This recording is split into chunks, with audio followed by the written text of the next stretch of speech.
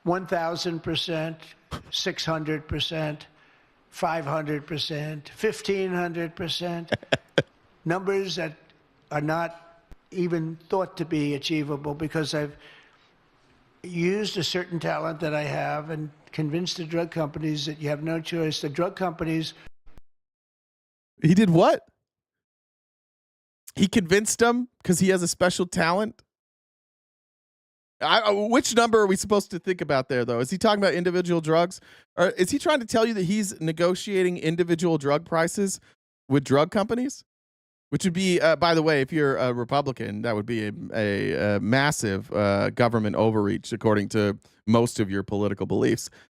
When did this happen? The drug companies, everybody just kept it a secret until this announcement right now that Trump has somehow negotiated our prices to be lower. This isn't happening. None of that's real. What? This was the craziest press conference. I'm convinced, by the way, that they're just trotting Trump out there so that he can get impeached or that he can be removed. And I really do think at this point J.D. Vance might be behind it. I also want to show Trump went to an AI summit, and in true Trump fashion, doesn't understand fucking any of this. And tries to act like an expert. Here's the advice he's giving to the folks at the AI summit now. The earliest days of one of the most important technological revolutions in the history of the world. Around the globe, everyone is talking about artificial intelligence. I find that too. Artificial, I can't stand it. I don't even like the name. I don't like anything that's artificial. So could we straighten that out, please? We should change the name. I actually mean that. I don't like the name artificial anything because it's not artificial. It's genius.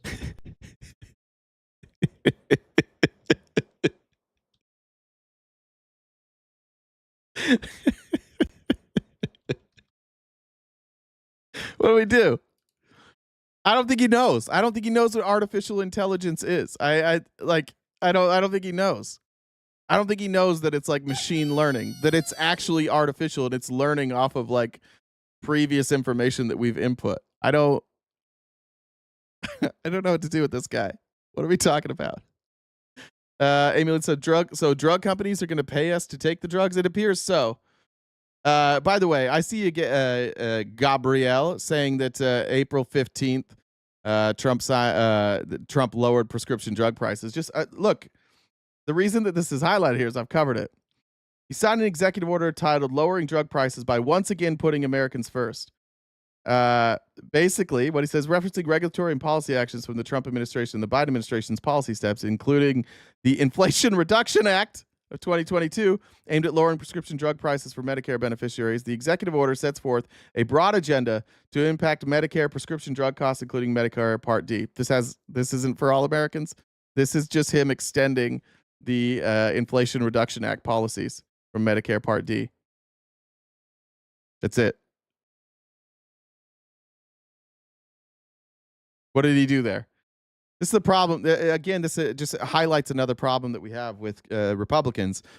Is you don't read anything. You just wrote an executive order. You didn't read that.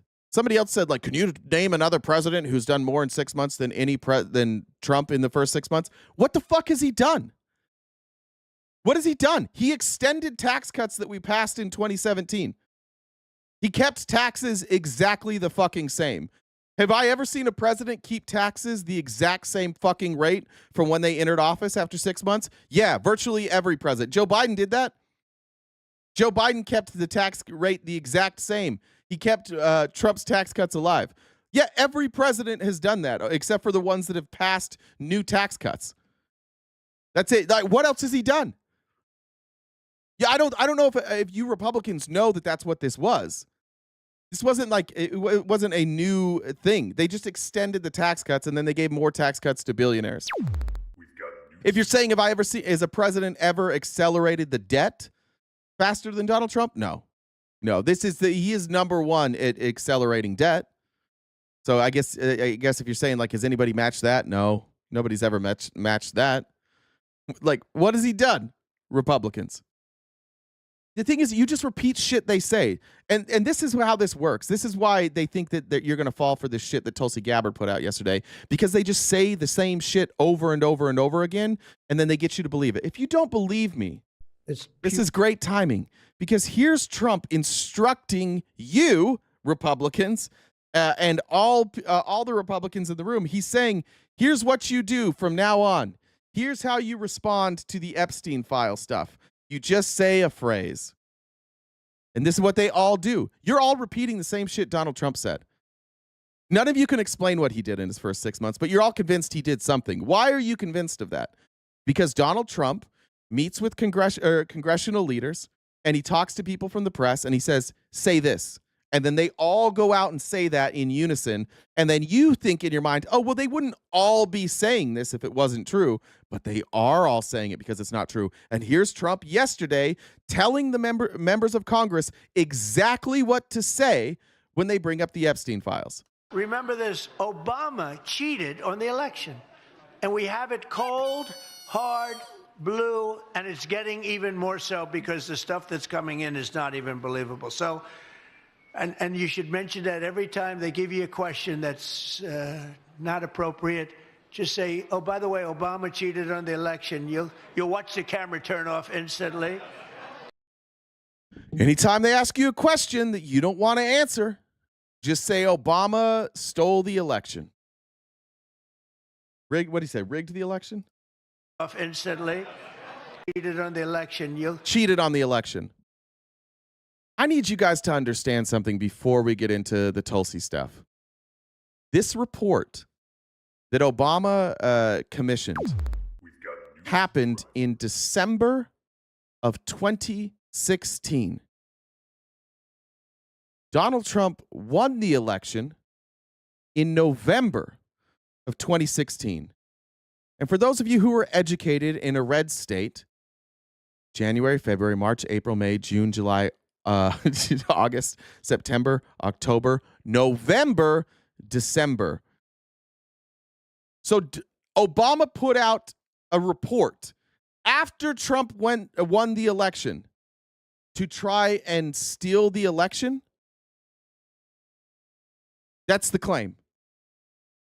I hope you guys all know that that's the claim that we're about to get into.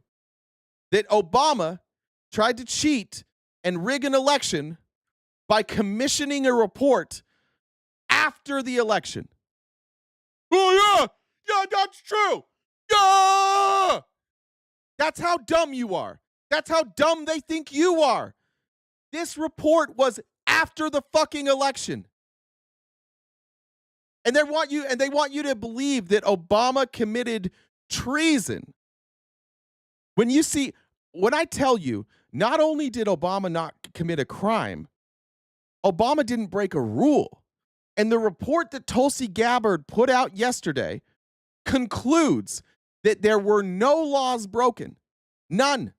In her own report, it says no laws were broken. In fact, what it suggests at the end of all of this is that sometimes they need to be a little more clear on how certain they are about a quote.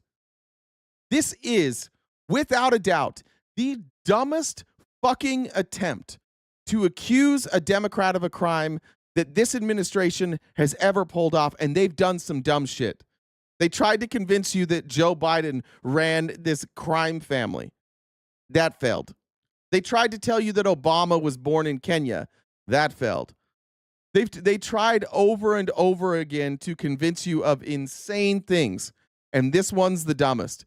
And this is why I tell you Tulsi Gabbard must be compromised, because she is not this stupid. Nobody is this stupid. And at the end of this, if you leave after we discuss all of this and you think that this is evidence of a crime, you're a fucking idiot. I don't know what to tell you, because this report concludes that no crime was committed. And by the way, this report was done by Republicans trying to find evidence that Obama rigged an election. And their conclusion is no crimes were committed, and they need to be a little more careful about how they position a phrase and their confidence in a phrase. I promise you, this is the dumbest shit ever, and we're almost to it. But I do need to show you the acts that are leading up to this, and how Democrats are going to combat this. This was unfucking believable. Yesterday, in a move that nobody saw coming, like Congress right now is incredibly predictable. We all know what the votes are before they even vote on things. We always know. It is so partisan that we always know. So when Mike Johnson said we're going to adjourn for the summer without any vote on whether or not we have to go get the Epstein files, we all thought, fuck. But unfortunately for Mike Johnson, he's got a few people in his caucus that aren't willing to say we're going to hide stuff for Donald Trump. So House Democrats in the GOP-controlled House Oversight Subcommittee were able to get enough votes to subpoena the release of all the Epstein files. And here it is. You can watch it not in real time, but here's how it rolled out in real time. Document into the record listing the members of this committee and their individual calls to release the Epstein files. Shauna, without objection. The subcommittee stands in recess, subject to the call of the chair. Point of order. Okay. So what they tried to do, and this is Clay Higgins, I fear nobody but the Lord Jesus Christ, and sometimes spiders, but I don't want you to know that I fear spiders, but I do fear the Lord Jesus Christ. A motion's put forward to get everybody to vote on whether or not to subpoena this, and this guy doesn't know because he's a dipshit. He just tries to adjourn. He's like, we're done. He tries to adjourn and walk out. Unfortunately, members of his committee, including Nancy fucking Mace, are like, bro, no, you can't do that. We're voting on this. We have to vote on this. And he tries to get out of here. Higgins and his cute little vest try to get out of here, and it doesn't happen. Are we not going to take the vote? We're in recess. That was a previous order. Yeah. Mr. Chair, we need to take the vote from the motion. We're in recess pursuant to previous order, which passed without objection. So we're in recess, and we will move to those votes. Sorry, this is out of order conversation. I'm just being polite. We had the previous order that we moved without objection. Votes would be moved until after deliberation. Subject to call of the chair. So you can see Nancy Mace even leaves. The Republicans get up and they start leaving. Recess. We have plans. We have forever recess. Children will not. So, when is the actual? When are we back in session for this subcommittee? After votes? That subject to the call of the chair, as I stated. So we're going to do a permanent recess. The previous order. So stand by. So now he has to go get instruction. He says, we're in recess. We have other votes that we need to go to. Stand by. I'll get back to you. And what he finds out is that, like, according to the rules, he's going to have to do a vote here. So now we're coming back in for a vote. And Florida Blondie, you're going to look stupid again here. Because what you don't know about this vote, Florida Blondie, is that Republicans and Democrats came together and they didn't just look at Trump. They are going to subpoena any records from the Biden administration and the Obama administration and the Clinton administration and the Bush administration. Any attempt by any administration to cover up what happened with Epstein, all of this now is open to subpoena. And the only people, Florida Blondie, that voted against this are Republicans. It was unanimous by Democrats, and you had two Republicans voted against it. And the two Republicans were Andy Biggs and Clay Higgins. And Andy Biggs, just for the record, my congressman, is a scumbag bitch. And he's also a fucking idiot. So there you go, Florida Blondie. That thing that you just said, that dumb shit you just said about, they never go after anybody but Trump. They're going after everybody. And the only people that voted against it are the chair and Andy Biggs, two Republicans. They're the ones that don't want everybody. This is exactly what you're calling for, Florida Blondie. Stand up and clap. Stand up and clap, because the Democrats just forced the Epstein files to be released. Stand up and clap for that. Now we will be calling up Ms. Lee's motion as amended. All those in favor, say aye. Aye. All those opposed, no. No. In the opinion of the, pardon? The ayes have it. In the opinion of the chair, the no has it. Recorded vote, sir. Recorded vote is called for. The clerk will call the roll. All right, now they're going to vote. It's 8-2. Andy Biggs tries to not vote the first time, and they have to come back to him, and they're like, vote. And he's like, fine, no. So it's just Higgins and Andy Biggs who vote no. Everybody else votes yes. So now we will be subpoenaing the records from every administration. And just ask yourself why the only people who are opposed to this are Trump loyalists. Donald Trump doesn't want it to happen, and his loyalists don't want it to happen. Mike Johnson doesn't want it to happen. How come the only people fighting the release of this, and by the way, Democrats have said openly, you can go to the Biden administration, you can go to the Obama administration, we do not care. Subpoena all the records. And the only people opposed to this are Trump's loyalists. Ask yourself that. Why? Why don't we just vote on it now? Why did Congress adjourn a day early and refuse to vote on this? I don't get it. I don't know what you guys are seeing. Amy Lynn said Bondi was AG when the original Epstein's trial happened in Florida happened, wasn't she? Yeah, she was the state AD. Stacy said, remember when Trump said ruling by executive order was weak? Pepperidge Farms remembers. Yeah, everything Trump ever calls weak, he winds up doing more. Everything he criticized for Obama for, he did more. He's like, I don't like drone strikes, and then he did way more drone strikes. I don't like executive orders, and then he does more executive orders than anybody. Obama plays too much golf, and then he plays way more golf than Obama. Everything Donald Trump says is just a lie. 86 plus 47 equals 25th. Thank you, Missa. I think that's how you say it, Missa. All right. Here's let me skip that. What time is it? It's 11. I may come back to some stuff, but let's jump into the Tulsi document. So, first of all, fuck Nancy Pelosi, because last week, here's what Nancy Pelosi had to say about the Epstein files. Now, today she's tweeting out, release the files. But here's what Nancy Pelosi said just last week. Now, this did this earlier too. I didn't want to load earlier.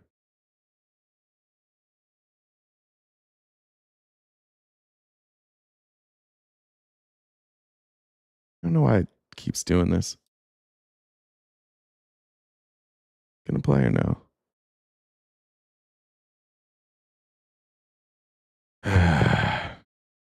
All right, I don't know. This video's had problems all day. Last week, she was just saying like that this was a big distraction, that we didn't need to worry about the Epstein files. Nancy Pelosi's got to go. Like, I'm not going to be surprised if Nancy Pelosi has some sort of connection, especially when it comes to Israel, when these files come out. It was a bizarre thing last week for her to say that it's a distraction, and then now she's trying to jump on board. She's got to go. She's as corrupt as they come. It's pretty clear at this point. That has been one nice part about all of this, is there has, to be fair, she may not understand words anymore. That could be true. It has exposed, at least in on the left, it's exposed who's serious about legislating and who's serious about power. But I want to just show you a couple of clips from before we get into it, during the Trump administration, of the Trump administration saying that Russia absolutely interfered in the election. This is then White House Press Secretary Sarah Huckabee Sanders speaking on behalf of the president. It's very clear that Russia meddled in the election. It's also very clear that it didn't have an impact on the election. It's great. There she is. Very, very quick. Just very clear that they meddled. Here is. Wait, let me skip that. I want to go to. Here's Mike Pence in 2018. Speaking on behalf of himself and the president here. The fact is, Russia meddled in our 2016 elections. That is the unambiguous judgment of our intelligence community, and as the president said, we accept the intelligence community's conclusion. Russia's goal was to sow discord and division. and to weaken the American people's faith in our democracy. And while no actual votes were changed, any attempt to interfere in our elections is an affront to our democracy, and it will not be allowed. Now, remember, when you're hearing that they're saying like it didn't change the outcome of the election, I want to be clear what the report said. The report said that they could not, there was no attack on the infrastructure, so no actual votes were changed. What that doesn't mean is that people were influenced to vote one way or the other, but we will never know the impact of that. And frankly, what are we going to do about it? Right? Like, there's nothing we can really do to get Russia to stop interfering in our elections, just like there's nothing they can do about us interfering in theirs. I guess it's hard to interfere in theirs because they're so rigged. But they're just going to do it. China's going to do it. Other countries are going to interfere in our elections. There's not a whole lot that we can do about it. But when they say like it didn't change votes, it's impossible to prove that somebody's vote was changed, right? Like, because even if, let's say that, like, for me, let's just say that I was a Hillary Clinton supporter and then I was inundated with Russian propaganda and then I voted for Trump. How are you going to prove that?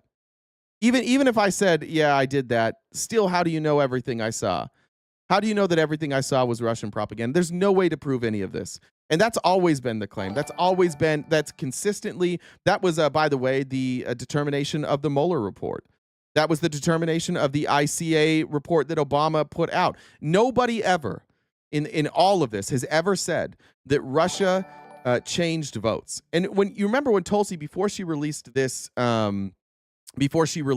document, what she said, and she was very specific with the quote said that there were no cyber attacks on the infrastructure.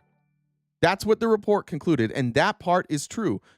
What the Mueller report was about, and if you didn't watch the episode on Tuesday, you can go back and watch it because I laid this all out. But what the Mueller report was about is the coordination and the efforts of Russia to interfere in our election and them working with members of the Trump team to coordinate messaging. And that 100% happened. It happened. People pled guilty to it. There's 12 members of the Russian GRU who have been indicted. And the only reason they've never faced consequences is because Vladimir Putin says, yeah, I'm never going to send you these people. I'm never going to release them. So sorry, they're not coming to your country. Here is Scott Jennings on CNN yesterday. He was on with like Jeff Flake. I want you to notice that there's not like a coherent through line here. And I want you to hear what their argument is, because what's very clear to me with Scott Jennings and these folks going out and defending Donald Trump right now is that they've been given orders. They've been given a script, and their script doesn't match what the documents say. And that's how I know they didn't read this. You want to punish them for what people believe? Yes, I want to punish them and investigate them. That is absolutely wrong. For leading the United States down this ridiculous black hole. It's showing that Obama was indeed the architect of the Russian collusion hoax, because he fed fake intelligence to the media, which served as the basis for multiple smear campaigns against the What sitting exactly was president. he the architect of? Just so you know, the allegation that Obama fed fake news stories to the media is not corroborated by the information that they put out. In fact, the information that they put out says that the Obama administration leaking things to the media, what the media was printing was actually true. And this report that they put out confirms that what the media was saying at the time was actually true. That's how I know these folks didn't read it. That's how I know they've been handed a script, because I did read it. It's dumber than you think. He's the one who gave his officials gave the assessment to the media that was derived from the discredited Steele dossier.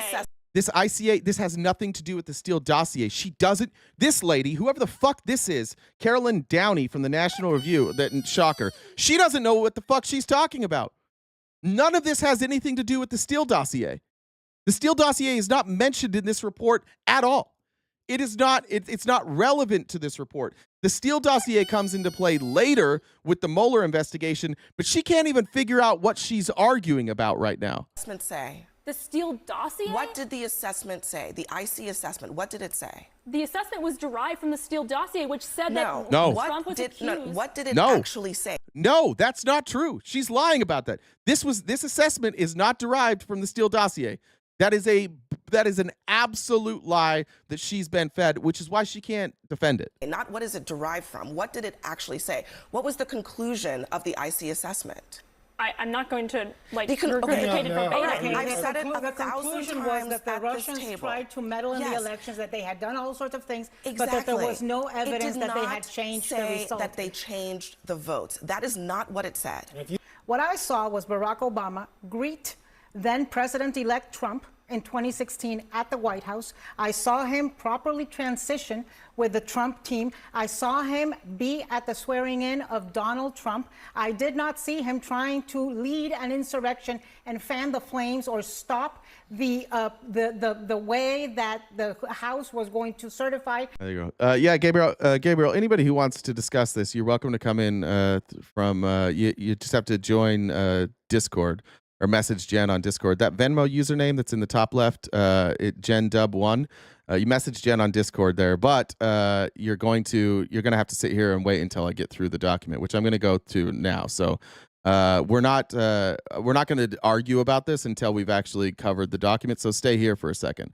I'm gonna pull up the document, but I need to explain a couple of things to you real quick. So here is the actual document. We've loaded it into Adobe. Now this is very, very long, and a lot of the real quick, Jen, let me explain this and then go. Yep. A lot of this information is, and we're going to skip a bunch of pages because for about the first 30 pages, they legitimately say the same thing over and over and over again. I don't know why. I have not figured out yet why they do the same thing over and over again. But just so we're clear what this is a report from the Oversight, Investigation, and Referral. This is a report that was done on or concluded September 18th of 2020 under the Trump administration. This is the intelligence community assessment for Russia's influence campaign targeting the 2016 U.S. presidential election. So this is not a new report. This is not something that they've come up with now. This is them declassifying the Oversight, Investigation, and Referral report from September 18th of 2020, and then you can see it was approved for release on the 22nd of July, 2025. Go ahead, Jen. All right. Well, before you get too deep into the report, we better stop and do some announcements. So we've got about 2 hours, less than 2 hours left of the show. Jay's got to update the gift goal total, but we're a ways away from hitting that number. So this is our job. We do this each day, Monday through Friday, from 9:30 to 1 Pacific time. So we need some help. Venmo, Cash App, PayPal, Super Chats all go towards knocking out that gift goal. I know we can do better. I have faith in you. So if you guys could help us knock that out so we could keep doing this each day and pissing people off. If you haven't subscribed to us already, you can do so pretty much wherever you're watching. So you can join member-only events if you're on YouTube. If you want to join those member-only events, we need to do paid memberships. That's how we that's how you're included in those types of member-only watch parties and things like that. If you have it on YouTube, on Twitch, you can use your Amazon Prime sub. Use Jeff Bezos' money, so you don't have to use your own. So like you said, you're going to go through this first, but when he's done going over this, you can send me a DM on Discord. It's the same Venmo username as he mentioned before. And after he goes over the document, he can come up and have a conversation. It's ironic. It's ironic that Florida Blondie's leaving now. Now that we're going to actually go over the document, suddenly she's busy. Oh, I've got things to do. I can't look at the document.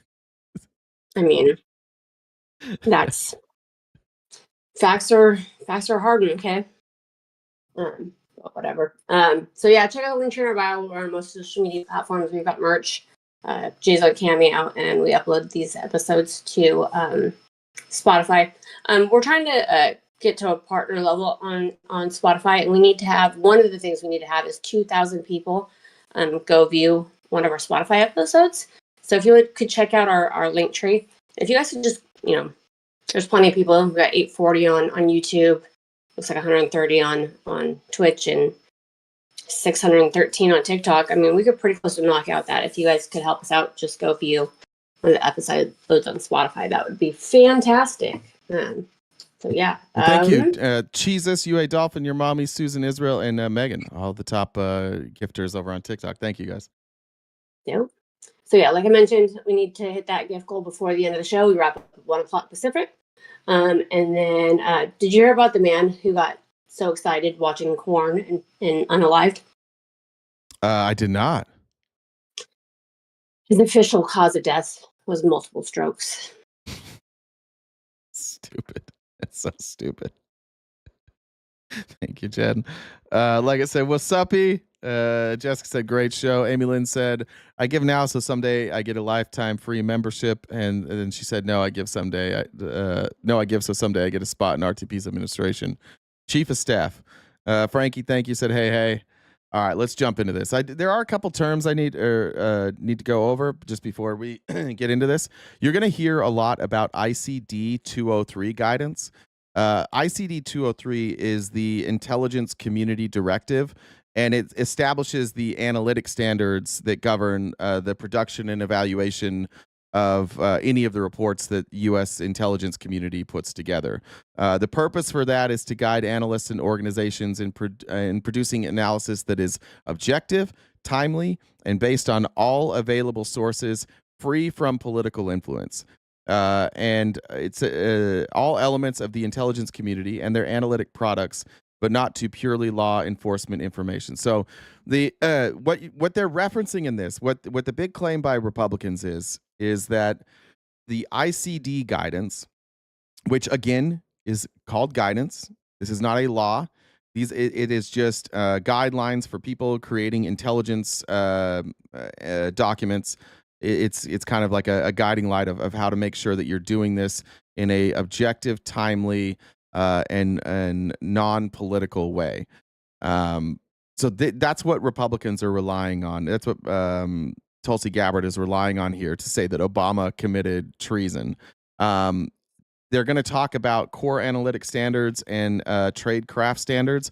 I'll get to the trade craft standards in a minute. But just so you know, the accusation here as we get started is that the conclusion of this report is that there were no laws broken. The conclusion of this report is that there's no real change that should have been made other than clarifying a little bit more accurately how how you arrived at a conclusion that you had high confidence in a source. So here we go. Again, you can get all this stuff if you just go to, I went to dni.gov, and it's literally, if you go to, let me show you how we got it. I just went to dni.gov, and it's like here, it's the first thing. You just click on this, and then you can download the report here. So that's where I got the report. It's directly from dni.gov, and then the highlighting is my own. I got better at highlighting. I've never used Acrobat before. And I switch colors every once in a while just for the hell of it. You can see there I was searching for Hillary Clinton. This is non-searchable, but I'll get to the Hillary Clinton stuff. So let's just jump into this. These are the recommendations that they concluded. So after going through this entire report, the people who reviewed this, the members of the CIA, allegedly, probably some other members of the FBI, when they reviewed this, and then members of Congress, here's what they recommended at the end of this. Number 1, improve peer review of controversial assessments involving limited access intelligence. Number 2, require political appointees to recuse themselves from managing such assessments during a presidential transition. And number 3, mandate that finished analysis citing substandard raw intelligence reports include a context footnote explaining all factors that reduce confidence in the information. So peer review it a little bit better. If you are writing this report during a presidential transition, you need to remove political appointees from being involved in this process, and then make sure that you have accurate footnotes. That's their whole conclusion. That's what they're recommending. After all of this, Tulsi Gabbard and Donald Trump are saying we have Obama dead to rights. This is treason. He's going to jail. The report that they released on page 1 says, here's what we recommend. After reviewing all of this, and we're going to lay out what we found was wrong, here's what should happen. Improve the peer review, require political appointees to recuse themselves, and make sure you have accurate footnotes. That's it. I start on page 1. I'm like, are you fucking kidding me? They didn't hide this? Why would you put this out if you're going to claim that this is a crime? So, and the way that this works, so you're going to have here why this study, the whole formatting. This is the study, and then this is what the majority found. So these are Republican findings, by the way. These are partisan findings. It's important to remember that too, that this is a Republican report reporting on Democrats. So this is just what the Republicans found, and that's the report that they were releasing. This isn't like some nonpartisan review of this document. This is a Republican review of this document. It's going to be hard to read. I apologize. I'll do my best. The formatting it's fucking gross. I'm sorry for Jen in advance, but that's what this says. What the majority found. Most ICA judgments on Russia's activities in the United States election employed proper analytic tradecraft and were consistent with observed Russian behavior. The key judgments found to be credible include 1. President Putin ordered conventional and cyber influence operations, notably by leaking politically sensitive emails obtained from computer intrusions. 2. Putin's principal motivations in these operations were to undermine faith in the U.S. democratic process and to weaken what the Russians considered to be an inevitable Clinton presidency. And 3. Putin held back leaking some compromising material for post-election use against the expected Clinton administration. Those are their main findings. So the conclusion for them is what we need to do is we need to make sure we have better footnotes, that we have a better peer review process and recusing political appointees. And then they said, here's what we conclude when we read this. We conclude that Putin ordered cyber attacks, that his main motivation was to undermine U.S. democratic process. Now, the reason that they're saying that is because in this report, the ICA concluded that Putin had a favorite, that Putin preferred Trump over Clinton. That is what this entire disagreement is about. This is what they are saying is the crime. They are saying that in this document, the ICA concluded that Putin preferred Trump over Clinton, and they don't think that there was enough information to conclude that Trump preferred, or that Putin preferred Trump over Clinton. That's what this is about. Just so we're very clear, that's the whole fucking thing. They don't think that the ICA should have concluded that Putin preferred Trump. Now, I disagree, and if you can go back to Tuesday's show, it's very fucking clear that Putin preferred Trump. He worked with members of Trump's team. He worked with Steve Bannon at Cambridge Analytica. It's very clear to me. But even if it's not clear, okay. So the ICA came up to a conclusion that you believe is partisan, and you're coming to a conclusion as partisans, which is partisan. So we have two competing partisan conclusions here. You in the audience, you get to decide what the conclusion is. But there's no crime here. Absolutely no crime. In contrast to the rest of the ICA, the judgment that Putin developed a clear preference for candidate Trump and aspired to help his chances of victory did not adhere to the tenets of the ICD analytic standards. Now, the analytic standards that they're talking about, there's 9 standards. 1, that you need to describe the source quality, the credibility, and the methodology. 2, you have to express and explain uncertainty of major judgments. 3, you need to distinguish between intelligence information, assumptions, and judgments. 4, analysis of alternatives. 5, demonstrate customer relevance and address implications. 6, clear and logical argumentation. 7, explain changes and consistency in analytic judgments. Make accurate judgments and assessments. And finally, incorporate effective visual information. So now they're saying that their objection to this is they don't believe that they followed precisely the 9 analytic tradecraft standards. And you've heard Tulsi Gabbard talk about this over and over again. She consistently says tradecraft standards were not followed. Those are objective, right? Like, you can read them, but then the interpretation of them is left up to who's ever doing the report. It is not entirely clear here to say describe source quality, credibility, and methodology. You can describe that in different ways. Some people might think it needs to be more thorough than others. Essentially, what they're saying here is it should have been a little bit more thorough. The director of the CIA ordered the post-election publication of 15 reports containing previously collected but unpublished intelligence. 3 of which, according to the Republicans, were substandard, containing information that was unclear or uncertain origin, potentially biased or implausible, and those became foundational sources for the ICA judgments that Putin preferred Trump over Clinton.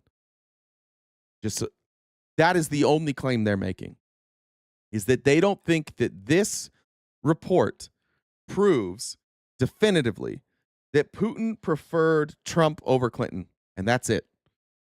One scant, unclear, and unverifiable fragment of a sentence from one of the substandard reports constitutes the only classified information cited to suggest Putin aspired to help Trump win. Now, there's lots of unclassified information that you could use to support the fact that Putin preferred Trump, and a lot of that information came out later. Mueller has now confirmed this. The Mueller report actually has confirmed, and the Horowitz report has confirmed that Putin did have a preference, that he absolutely had a preference. But what they're saying is, even though that's true about Putin, that he had a preference, they don't believe this report should have concluded that. The ICA ignored or selectively quoted reliable intelligence reports that challenged and in some cases undermined judgments that Putin sought to elect Trump. The ICA failed to consider plausible alternative explanations of Putin's intentions indicated by reliable intelligence that observed Russian actions. They didn't think about other alternative explanations. Well, yeah, there's a million alternative explanations. And you'll see later that the Republicans lay out what they think could have been alternative explanations. DCIA picked 5 CIA analysts to write the ICA and rushed its production in order to publish 2 weeks before President-elect Trump was sworn in. Hurried coordination and limited access to the draft reduced opportunities for the IC to discover misquoting of sources and other tradecraft errors. Now, that's true. This was rushed. It did happen quickly, and it happened quickly on purpose because they believed that there may have been coordination between Trump and Putin or Trump and Russia. They rushed this through to get it done so that there would be a record of this before Trump took office. Now, let's just say that Trump had actually worked hand in hand with Putin. Of course, he wouldn't have investigated this, right? So there are definitely flaws in this ICA report, but they also admit in their findings that there are flaws here and that this is going to require a lot more investigation to get answers. This was basically saying, here's what we have so far, and you guys can build off this. And they did build off this. The Senate, the Republican Senate built off this. The Republican Senate, led by Marco Rubio, used this report along with other reports to conclude that Russia interfered with our election and that that there was a clear favorite, and that clear favorite was Trump. So, finding number 1, the bulk of the ICA judgments on Russia's election operations were sound and employed proper analytic tradecraft. The majority found most ICA judgments on Russia's election activities to be, and remember, this is the Republicans saying this, the bulk of the judgments in this ICA report were sound and employed proper analytic tradecraft. They found that most of the judgments in Russia's election activities to be well-reasoned and consistent with observed Russian actions. They found Russian efforts to influence the 2016 U.S. presidential election represent the most recent expression of Moscow's long-standing desire to undermine the U.S. liberal democratic order. You can go up here. Putin launched conventional and cyber influence operations, notably by leaking politically sensitive emails obtained from computer intrusions during the 2016 elections. Now, this is some Republican bullshit right here. You want to talk about not being honest? How about this? What were these computer intrusions? What were these sensitive emails that were obtained by computer intrusions during the 2016 election? These were the computer hacks into Hillary's campaign and the DNC. Why didn't they bring up that this was Hillary Clinton here? You want to talk about dishonesty? Why didn't they bring up that these weren't Trump campaign emails? These weren't Republican campaign emails. These were Hillary campaign emails that Vladimir Putin launched conventional and cyber influence operations. Putin's principal motivations in these influence operations, they say, Republicans are concluding now, were to advance Moscow's long-standing desire to undermine faith in U.S. democracy and to weaken from the start what the Russians considered to be an inevitable Clinton presidency, which is true. The Russians were looking at polling at the time. They had Clinton up 7%. So they were worried. They would prefer Trump over Clinton. And so some of this stuff, and you'll get to this later, and it's a claim you'll hear by Republicans. Some of this is they're saying that Russians held back information to use for once Clinton was president because they wanted to have some information so that once Clinton became president, they could undermine her ability to lead, possibly get her like wrapped up in impeachment hearings. So they specifically said that they saved dirt. Putin held back leaking some compromising material to use against the administration after they took office. The operations officers at the CIA and NSA who produced the raw intelligence cited in this report showed great professionalism. All this blue, this is Republicans' words. They say CIA collection management officers in particular did an excellent job of employing detailed context statements that spelled out evidentiary problems affecting the reliability of raw intelligence. The drafters of the ICA did not accurately cite the most critical context statements addressed in detail later in this study, but the original raw reports were nonetheless professionally prepared. So they said you got great reports, but the people who drafted it didn't accurately cite one statement. When they say the most critical context statements, we're talking about one statement. And there's, again, the claim here is not that Obama did anything illegal, but that he didn't properly cite something. This is what they released. This is what they want you to believe is more important than releasing the Epstein files. In contrast to the ICA's other judgments, the sections addressing Putin's intention for influencing the U.S. election did not observe professional criteria set forth in the ICD analytic standards, which I read to you a few minutes ago.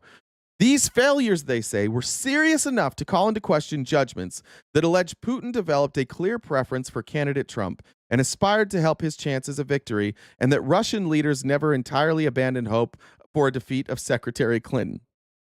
They're saying here that, like, well, your assessment was that they gave up, and so they preferred Trump. No, they never did, or that they gave up and they just assumed Clinton was going to win. This report doesn't say that.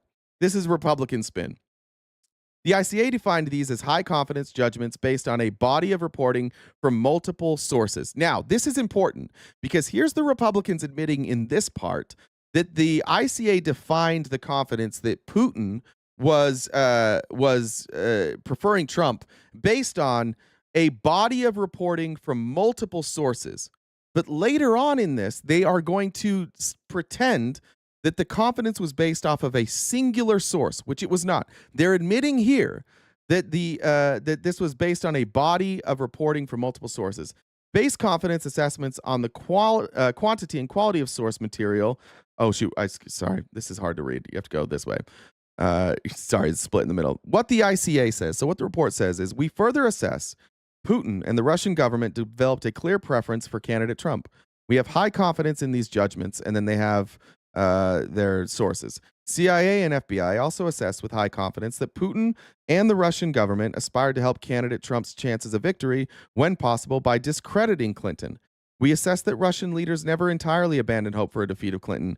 When it appeared Secretary Clinton was likely to win the election, the Russian influence campaign began to focus more on undermining her future presidency. The ICA judgments on Putin's intentions failed to adhere to, again, this standard. That's what they're saying, that they didn't quite meet this standard, that they didn't properly describe quality and credibility of underlying sources, that they didn't properly express and explain uncertainties associated with analytic judgments, that they base their confidence assessments on the quantity and quality of source material, that they be informed by all relevant information, that they consider alternative perspectives and contrary information, and they be independent of political considerations. They're saying these are all the ways that they violated the 9 analytic tradecraft standards. I don't know. I think that that's entirely subjective. Despite the ICA's significant tradecraft failures, the assessment demonstrated awareness of the ICD standards. So they're now saying that they fucked it up, but they also demonstrated awareness of the standards. So they formatted it in a way that showed that they were adhering to the standards. And this is where it gets subjective. One person's interpretation of did you keep the standards and another person's could be wildly different. But they weren't they weren't unaware of the standards. They were aware of the standards, and they wrote these out in a way that in their opinion, the people that made the report said this follows the standards. Again, what you're seeing here is the Obama administration saying we interpret the standards this way, and Republicans saying we interpret it this way. It is very fair to say that both of them are likely going to interpret the standards in a way that maybe benefits their version more than the other. So we're looking at two partisan bodies here that are arguing back and forth. And what they're arguing is like, did you follow the standards specifically? Let me get down here. Finding, did I go to finding number 2? Where was finding 2? Did I do finding 2? I must have done it already. Finding number 3. The ICA failed to acknowledge that key judgments on Putin's intentions were based on raw intelligence that did not meet tradecraft standards. So now they're again just going to argue that the ICA, not that they're not allowed to come to this judgment, but they didn't acknowledge that this was based on raw intelligence. I'm not sure if that's true. Key classified reports cited by the ICA in support of judgments that Putin developed a clear preference for candidate Trump and aspired to help his chances of victory contained flaws in terms of clarity or reliability. I'm looking here, like if we're looking at clarity and reliability, the clarity is, I guess you could argue that like, and they're going to argue here later that you could have interpreted the quote differently. But the reliability, they're saying in the report that our reliability with this source is that it's somebody that we've used for decades. When we get to who the source is, it's going to be redacted, so we don't know who the source is. But they are saying this is a reliable source. So when the Republicans say that it's not reliable, I don't agree with their assessment there. Because the people in intelligence are saying this is a reliable source. Whether or not you think it's reliable, they are clarifying and they're following the standards saying that this is why we believe it's a reliable source. And that's what they have to do. They have to cite why they believe it's reliable, which they did. The DCIA ordered the publication, this is hard to read, of 3 reports which failed to meet CIA criteria for reliability and clarity that subsequently became key CIA citations on Putin's intentions. In response to direction from the president to make all information available, CIA officers said the DCIA ordered the publication in early December of 15 new or revised CIA human interest reports containing information on Russian activities collected prior to the election that CIA professionals had decided not to publish for various reasons having to do with tradecraft. So now they're comparing the DCIA and the CIA, who have, there's 2 problems here. One, they have different rules for what they can publish or what the standards are, slightly different. But 2, they're citing a 2016 report. And they're saying that the CIA left out this quote about Putin having a preference. And what the DCIA is saying is that we have more information that confirms this. Like we have other information from other sources that confirm that this statement in February of 2016 that was left out of the CIA report, now we have more confidence that this is true. So that's why we included it in the December report, and that's why it wasn't involved in I think it was the February report earlier in the year. So all they're saying here, Republicans are like, well, the CIA left this out, so why did you guys include it? And again, what are we trying to prove here? What's the point of this? They're trying to prove that, like, Trump, that Putin didn't prefer Trump. There's every other analysis after this concluded that Putin preferred Trump. I think Putin himself has confirmed this later. I think in like 2018, I think it's been confirmed. Multiple members of the Kremlin, multiple members of Putin's administration have confirmed this. Russian news, RT News has confirmed this. This has been confirmed over and over and over again. Do we know without a shadow of a doubt? No, because nobody's heard Putin like directly say it. But if that's the standard of evidence, then there is no evidence in any of this. So this, again, though, like there's no crime here. I reading through this the whole time, I'm just completely fucking baffled at what the fuck they're trying to tell us happened here that means Obama committed a crime and should be convicted of treason. Senior CIA officials said some of the information in these reports had been judged to have not met various longstanding IC standards for publication, and that is why they had not been published when first acquired. Now they're just citing some people in the CIA. Other senior officials in the CIA in the ICA report say that it does meet the criteria. Now they're citing unnamed CIA officials We don't know who they are, but other CIA officials disagree with this. So now we're citing just 2 people who have a disagreement, but still no evidence of a law being broken here. The 3 reports were published after the election on DCIA orders, despite veteran CIA officer judgments that they contained substandard information that was unclear, of uncertain origin, potentially biased, implausible, or in the words of senior operations officers, odd. So some people didn't think it should be released. Some did. They released it. And again, like, what does it matter? They can, in this ICA report, they thought that Putin preferred Trump, and they released that. That's a crime. That is this where's the Republicans? Are they talking in here? I'll take a break here. But Republicans, is this a crime? Thanks for the sub. Is this evidence that Obama did something wrong? Is this evidence of anything? And like we can't even say this is spin. I'm reading directly from this. Is there a single Republican in here that finds this damning? Hey, RTP, why don't you try one day to flip it around and look at it from the other way, the same way I did?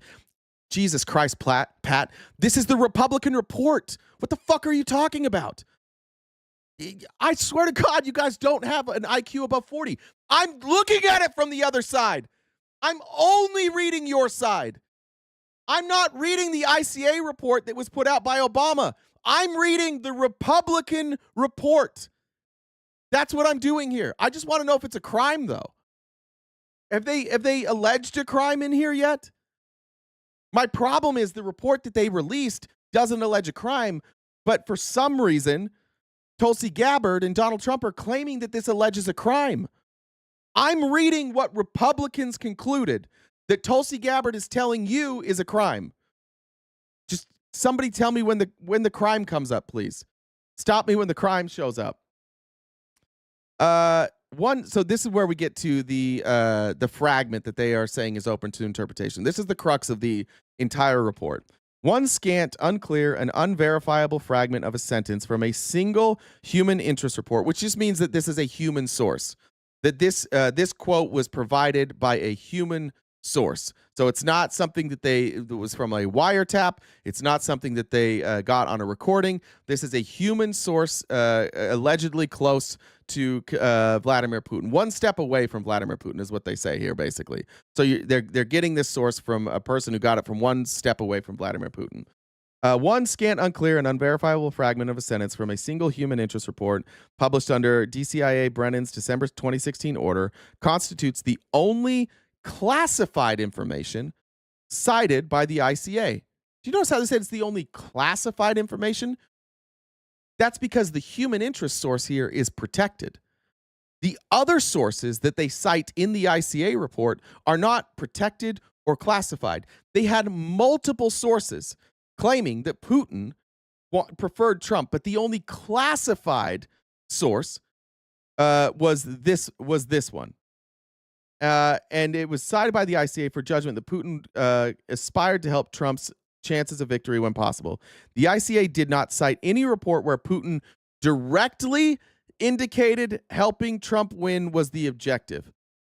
That wording is really important. This is important. This is them laying out their legal legal argument.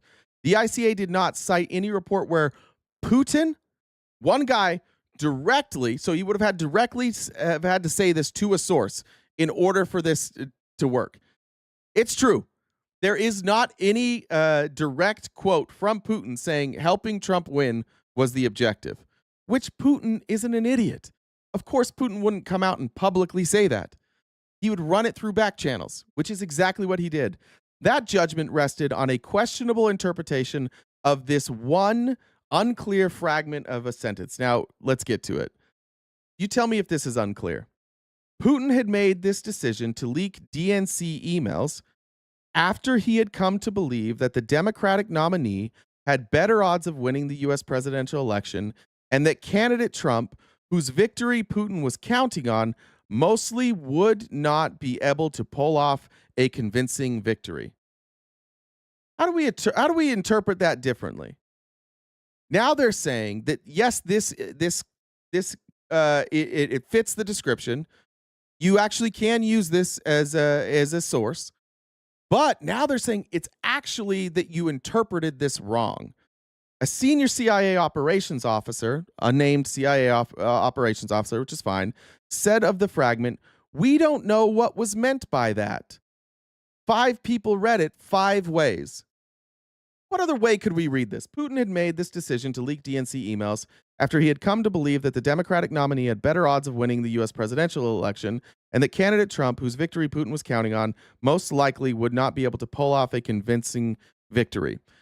This is what they're going to say. So I guess we can read some of it, but the significance of this fragment to the ICA case that Putin aspired for candidate Trump to win cannot be overstated. The major high-confidence judgment of the ICA rests on one opinion about a text fragment with uncertain meaning. Now, this is a lie, because the high-confidence judgment does not rely on this single quote. This is the only classified source. There were other sources that were unclassified that they also used to rely on this. So this is also untrue, what they're saying here. Again, but this is Republicans just being dishonest. And for which it is not clear how it was obtained. This text, which would not have been published without DCIA's order to do so, is cited using only one interpretation of its meaning and without considering alternative interpretations. Who says that they didn't consider alternative interpretations? The report containing the fragment did not directly say or imply that Putin developed a preference for Trump, nor did it say Putin ordered his intelligence services to assist Trump's chances of victory when possible. So what they're doing is they're taking all the evidence that says Trump or Putin preferred Trump, and they're isolating one quote that was classified because it's a human intelligence source. And they're now isolating this one quote and saying this one particular quote by itself, interpreted by itself, could not possibly conclude that Trump or that Putin preferred Trump.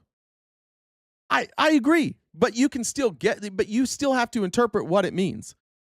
I think the most likely interpretation is that he preferred Putin, but even if he didn't, let's just say that that's a bad interpretation. Where is the crime here? Where does this link to Obama? Where is this fucking crime? We caught it. We have him dead to rights. He's blue. I think meaning he's dead. Where's this fucking crime? We're going to keep looking. The ICA does not address the source's motivations, which were in part driven by a strong dislike for Putin and his regime, and that the source had anti-Trump bias. Oh, he didn't like Trump, so we don't count the source. He didn't like Putin and he didn't like Trump. Isn't that weird? Did they put that together? Why does the guy not like Putin or Trump? That's weird. He doesn't like the two guys working together? The ICA judgment on Putin's thoughts about helping candidate Trump does not stand if the single interpretation of the fragment is wrong, because there's no other intelligence corroborating it, and in any case, viable, perhaps more likely alternative interpretations of the fragment exist. So that's the entire argument, that there's possibly other explanations for this. And again, this is a tiny part of the ICA report. So the crime that Obama has committed here is that members of his intelligence community interpreted a quote about Putin's decision to leak DNC emails after polling showed that Hillary was way ahead is not evidence that Putin preferred Trump. That's the crime.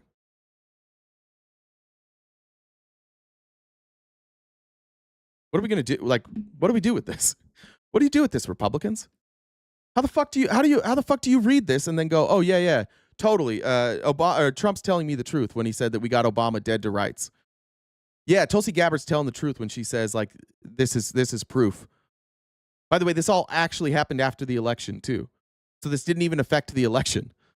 This entire report was made in December after the election.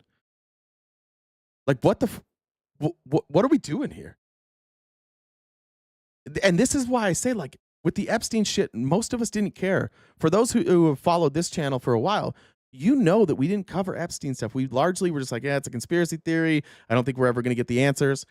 But the very fact that they released this and said Obama was a criminal, and then we saw that video of Trump instructing them. Now, remember, let's just play Trump's quote again here. Here's what Trump said to tell people. Let me go up. Shit, now I got to find it again. I was up here, I think. Now that we've read what their conclusion is and what they're focused on, let's go back to what Trump said, and let's see if his claim matches up at all with what we just read. Remember this, Obama cheated on the election. And we have it cold, hard, blue. It's after the election. This all happened after the election.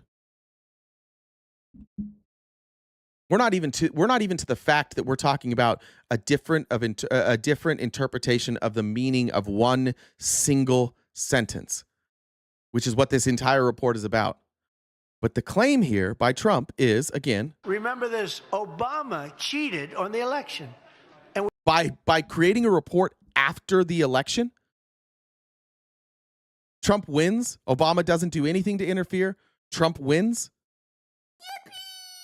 Then they do this report, and we caught him dead to rights.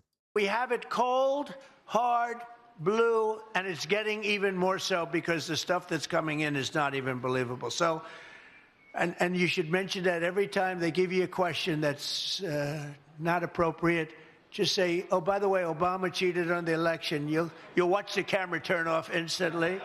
Yeah, because it didn't happen. This is top shelf Trump lies. I mean, we all know that he'll lie about anything, but this is how desperate he is. And this is why I think he's all over those Epstein files. And this is why I think that not only is he all over the Epstein files, he has a lot to hide. Because this is the best that they could come up with. Again, a report that's been out since 2020. By the way, Trump was president when this report came out. Why didn't he release it then? He had Trump. You don't think Donald Trump would have released this?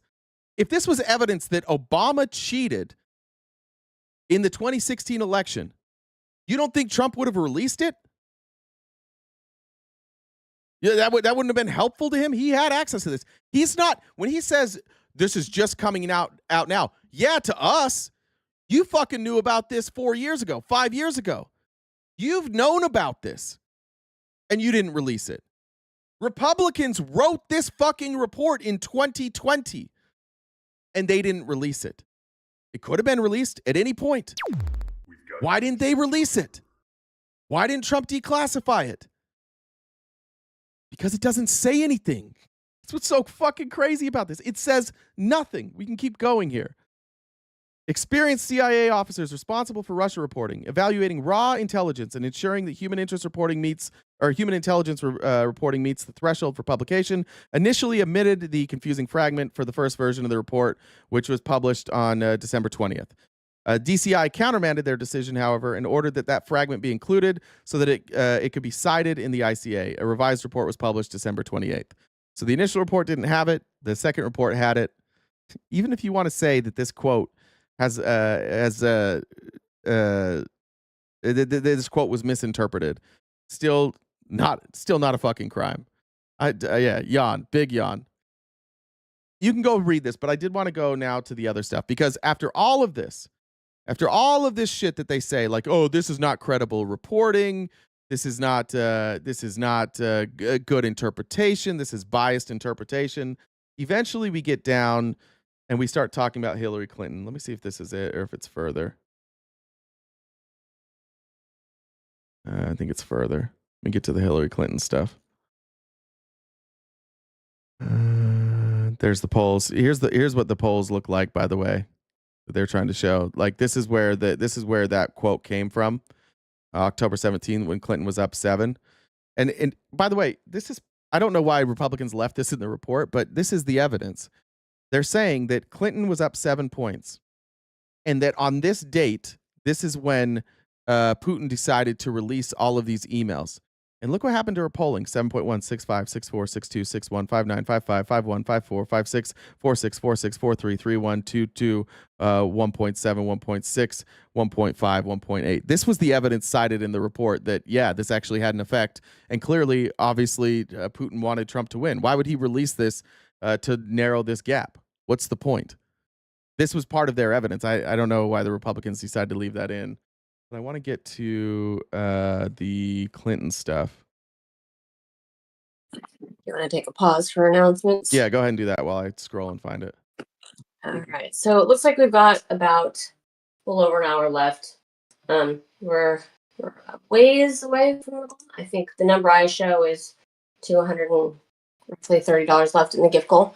So if you guys could help us out, Venmo, Cash App, PayPal, Super Chats. RTP is providing a lot of information, a lot of background. So if you guys could help knock out the rest of that gift goal, that would be super helpful. If you haven't subscribed yet, please do so wherever you're watching. We've got 4 different memberships on YouTube, and also check out our Linktree. We're on most social media platforms. We've got merch, Jay's on Cameo, and Spotify. I mentioned earlier we're looking to get to a partner level on Spotify, so we need about 2,000 people to go and watch an episode. So with everybody here, we can knock that out really quickly. The link for that is in the bio, so that would be awesome. You're loving this report, aren't you? How it's formatted, it's your favorite. Oh my God, it's such a fucking nightmare. You just have to assume that they put it out this way to make it almost impossible to read, and it's not searchable. You have to imagine that's why they did it, because it's so stupid. Yeah, it's very, very good. So yeah, like I said, we've got about an hour left. We do this each day, Monday through Friday, 9:30 to 1 Pacific Standard Time. So if you guys could help knock out that gift goal, that'd be awesome. Why is dark spelled with a K? I don't know. Because you can't see in the dark. Okay, I think I found it. I guess just like my highlighting didn't stick around.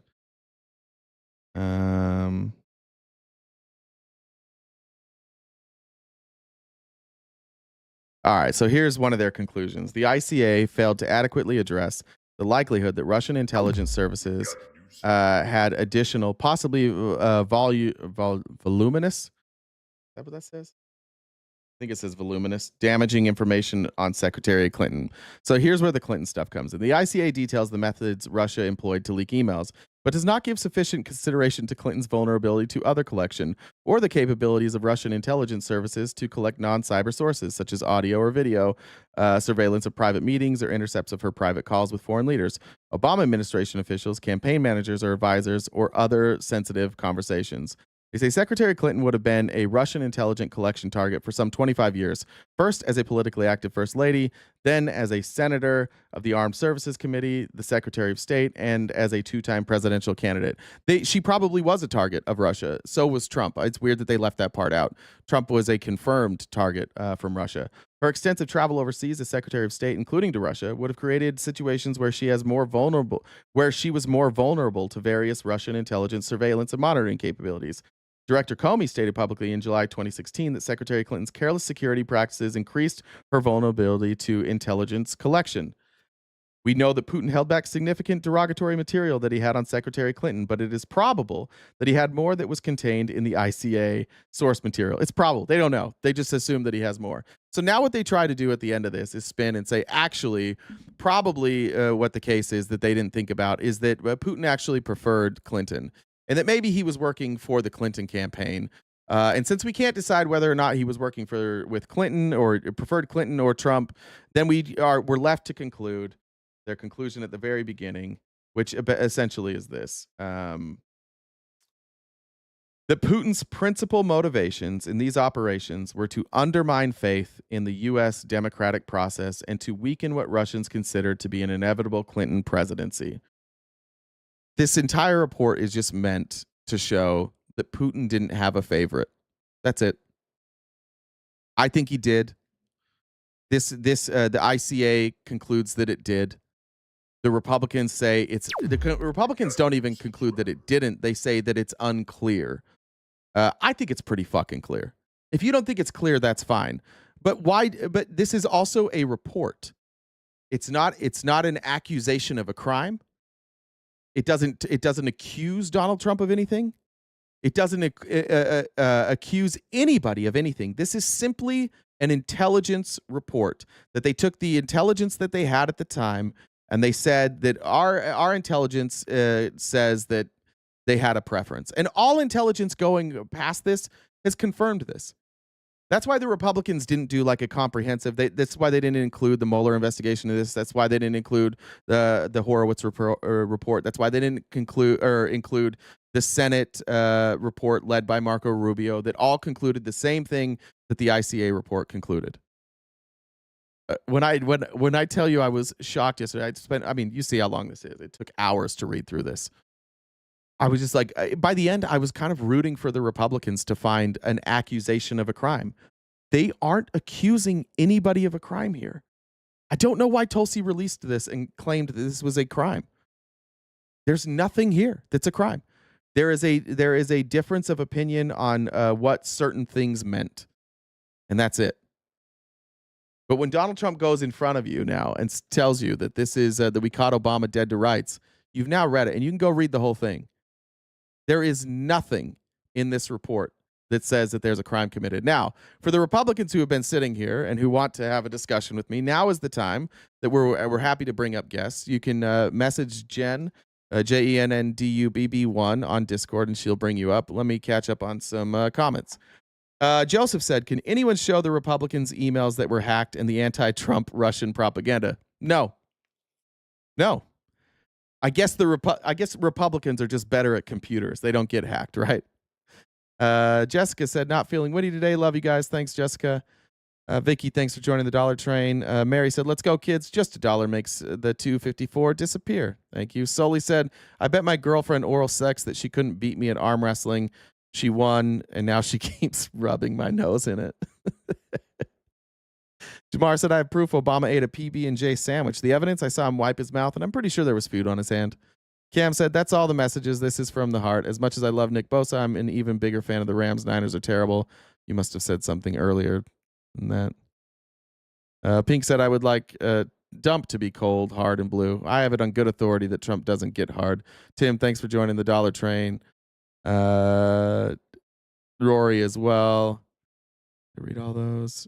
Frankie said, hey, back to you. Amy Lynn, thanks for sending the gifted memberships. I missed that one earlier. I got all those. All right, now I'm going to check here. Chris says, holding the line, go Hawks. All right, I'll take it today. Tony said, keep saving the United States from stupidity. Like this doesn't even feel like saving the United States. We are so lazy. It's remarkable to me how many pundits went on TV yesterday to defend this. None of them obviously read it. Not one of them read through this. Otherwise, there's no way you're going on TV to defend this. Trump supporters are trying to accuse Obama, and this was Scott Jennings later on that same show. Look at him just try. Now that you know what the report says, you tell me if Scott Jennings knew what he was talking about here. You want to punish them for what people believe? Yes, I want to punish them and investigate them. That is absolutely wrong. Leading the United States down this ridiculous black hole. It's showing that Obama was indeed the architect of the Russian collusion hoax because he fed fake intelligence to the media, which Oh, we covered that again, but this goes on a little further. served as the basis for multiple smear campaigns against the What sitting exactly was president. he the architect of? He's the one who gave his officials gave the assessment to the media that was derived from the discredited Steele dossier. What did the assessment say? The Steele dossier? What did the assessment say? The IC assessment, what did it say? The assessment was derived from the Steele dossier, which said that Trump was accused. No, what did it actually say? Not what is it derived from. What did it actually say? What was the conclusion of the IC assessment? I'm not going to regurgitate it verbatim. I've said it The conclusion was that the Russians tried to meddle in the elections, that they had done all sorts of things, but that there was no evidence that they had changed the result. That they changed the votes. That is not what it said. What I saw was Barack Obama greet then President-elect Trump in 2016 at the White House. I saw him properly transition with the Trump team. I saw him be at the swearing in of Donald Trump. I did not see him trying to lead an insurrection and fan the flames or stop the way that the House was going to certify the election. What did Donald Trump do when Joe Biden won? None of those things. But there is only one political party where the sitting president right at this moment still believes that he won an election that he lost. Thank you. Okay, that's the only one guy. Political party believes Russia stole the only one 2016 guy. election. So No, we don't. This is the thing. This is what's crazy. Nobody thinks it was stolen. Hillary Clinton said that it was illegitimate, and that's fair. It's fair to say that, like, on her end, that there was some fuckery. I do think that. I mean, you look at her poll numbers; she's up 7, and then all of a sudden, Russia just starts dumping bullshit. Then you have a James Comey just fucks her repeatedly by announcing an investigation a month before the election, and then just like 10 days later, like, it turns out we were right the first time. We never should have investigated this. There was nothing there. I understand why Hillary Clinton's upset. I'm glad that Hillary Clinton is not currently our president. I hope she never runs again. I'm not a fan of Hillary Clinton, but it's fair to say that, like, there was interference. But nobody is saying nobody. Do you guys know anybody who says that the 2016 election was stolen? Raise your hand if you think the 2016 election was stolen. They believe it. Right. They believe it. Up next. They believe it. That's what you see what they always have to make this straw man. We believe something crazy because you do too. Raise your hand in the chat if you think that the 2016 election was stolen. You guys notice how there's not any hands up here? It was 8 days before the election. I thought it was a month. It was 8 days before the election, Marty. Thank you. Nobody. No, that's never been something we've said. It's just something that your people tell you so that you can feel better about being a fucking dipshit. Now, one person who I believe did read the report, or at least her staff did, and one person who apparently understands the law is Laura Ingraham and attorney Ted Cruz. And here's what they have to say after all of these announcements. A member of the press today asked if, because of the Supreme Court's decision, John Roberts' decision in the immunity case, could Obama, it was basically implying that Obama has no vulnerability here in an investigation. Briefly describe why that's not accurate 100%. Look, it is challenging what the Supreme Court has said in the immunity cases. Official decisions are protected by official immunity. So it's clear, for example, Barack Obama ordered a drone strike on Anwar al-Awlaki, an American citizen. He cannot be prosecuted for that because Ted Cruz is such a fucking snake. So Ted Cruz asked a question and he can't just answer it. So what he's going to do is going to smear a bunch of people to make it look like Democrats are bad. Like, he never misses an opportunity to smear people, as if like every president hasn't done drone strikes. that was an official action. That's what the Supreme Court said. By the way, FDR could not be prosecuted for dropping atom bombs on Japan. Truman could not be prosecuted. Oh, there's a whole host of actions. Rather, Truman for dropping atom bombs, FDR for detaining Japanese citizens. Internment. The point is, official decisions of the president. So is December 9th an official decision? That's a hard call. Look, there would be an argument about it. I'll tell you. He's not going to be prosecuted for treason. That's not going to happen. He's not going to be prosecuted in all likelihood for treason. What? For what? What would you even fucking prosecute him for? What are the charges? Did Tulsi file charges? Does anybody know? Or not file charges. Did she recommend charges? Sorry, she can't file charges. Let's see.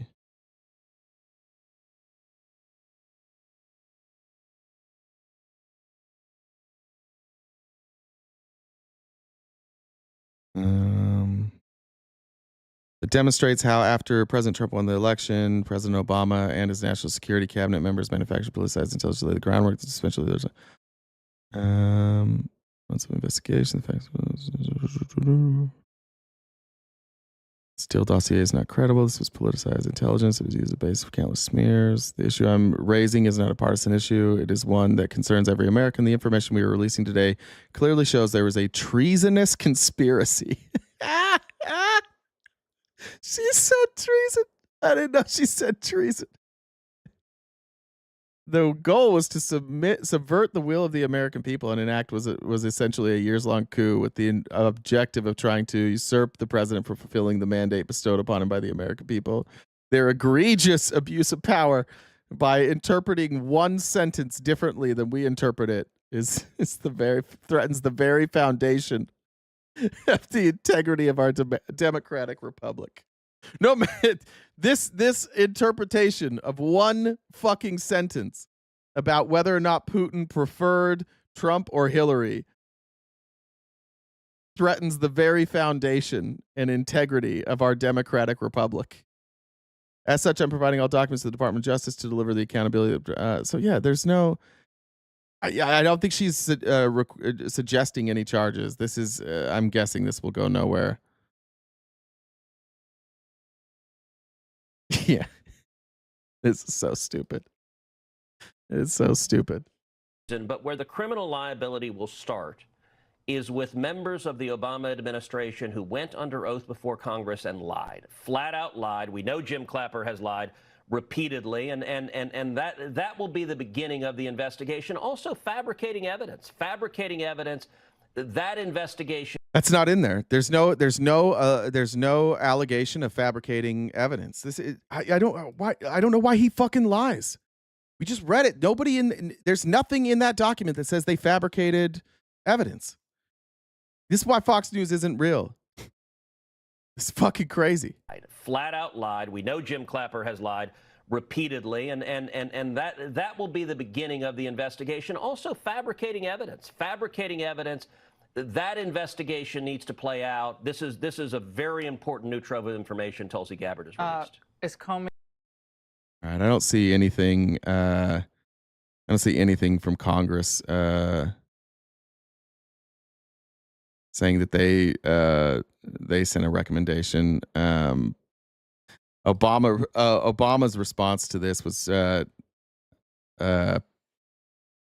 see it, pull it up.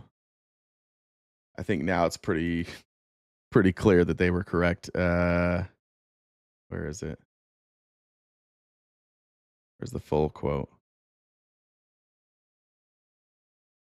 Why do I have to get this? Let's see if I can get the full one.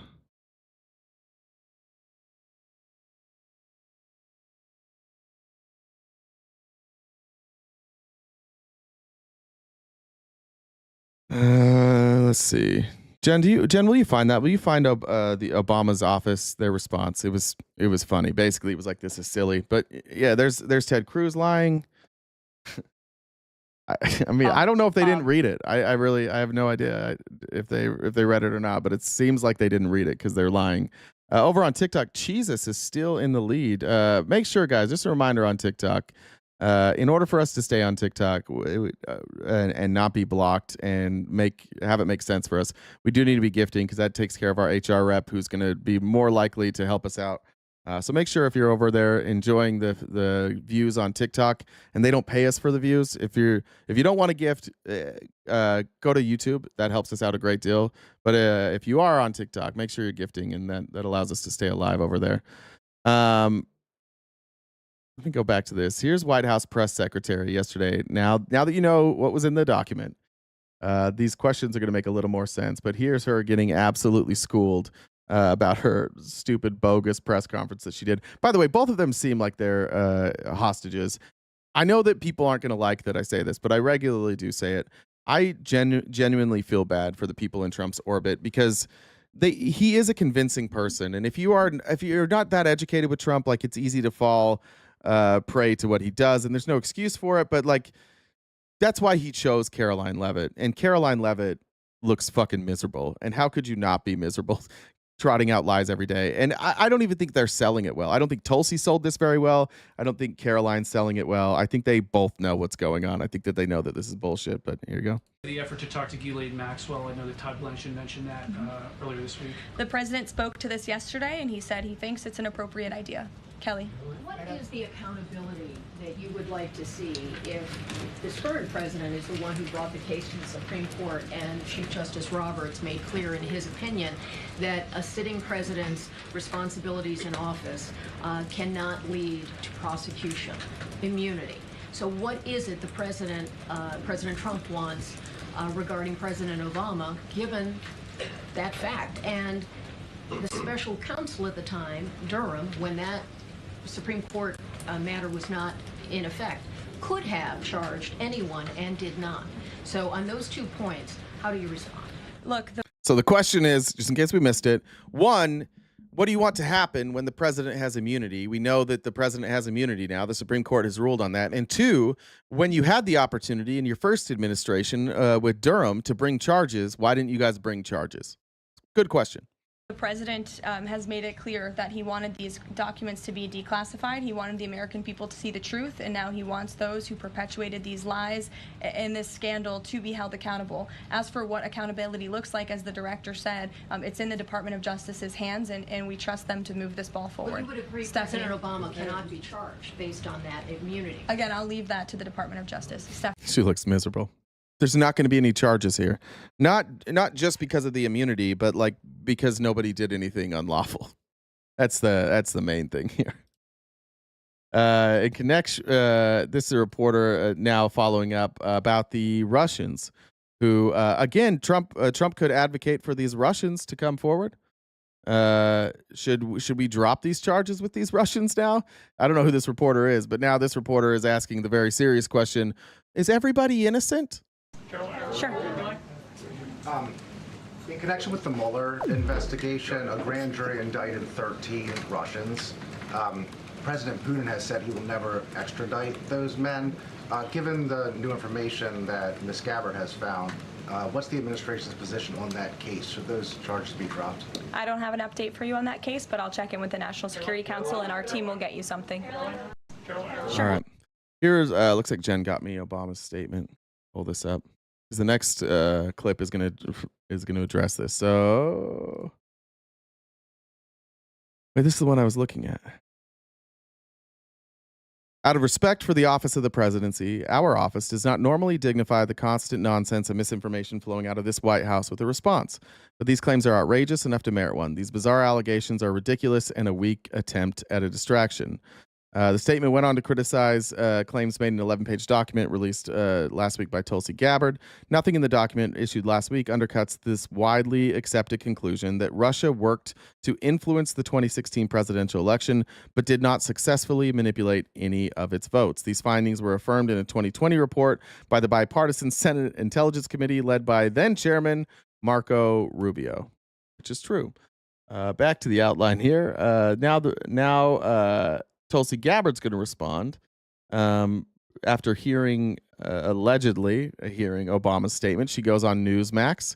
Another thing to point out: Newsmax got the scoop here. There's clearly a divide between Rupert Murdoch, who owns Fox News, and Donald Trump, especially because Rupert Murdoch also owns the Wall Street Journal. So Rupert Murdoch clearly has never really liked Trump. Trump and he are clearly at odds.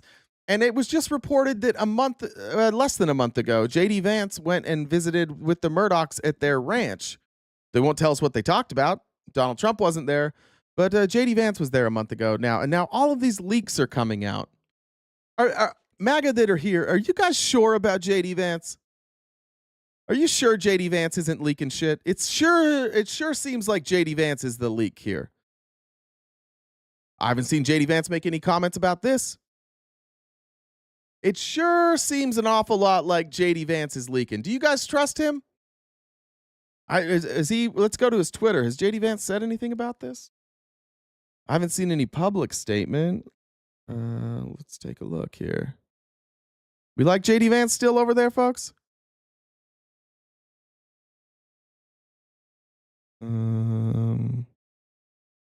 Something about the Steele dossier. And then something from July 18th. Yeah, not a peep. Not a peep from JD. You guys got a mole. Kind of looks like a mole. Did you know? Who would have guessed that JD Vance, funded by all these dark money oligarchs, would be the rat? Who could have guessed it? I hope you guys don't trust JD. But he's about to be your president. National Intelligence, Tulsi Gabbard joins us now to talk more about this. And good to have you on. Thanks for coming on.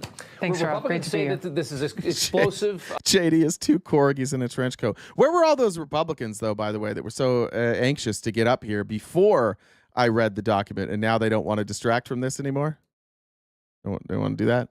What do we got? We got 45 minutes left. So if you're a Republican, you want to address any of this, please come on up by messaging Jen on Discord. And then just a reminder, where are we at? Oh, we've knocked out most of that gift goal. We'll knock that gift goal out the rest of the day. If everybody joins the dollar train now, we'll knock that thing off, which reminds me, Annette says, for jumping on the dollar train. Thank you, Annette, very much for your donation there. as well as load. Come on, load. Jennifer, who said, keep on keeping on. Thank you.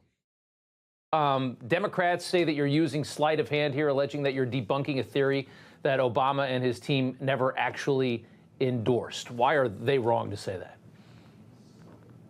Well, first of all, it's interesting to see how the Democrats have chosen to respond to this.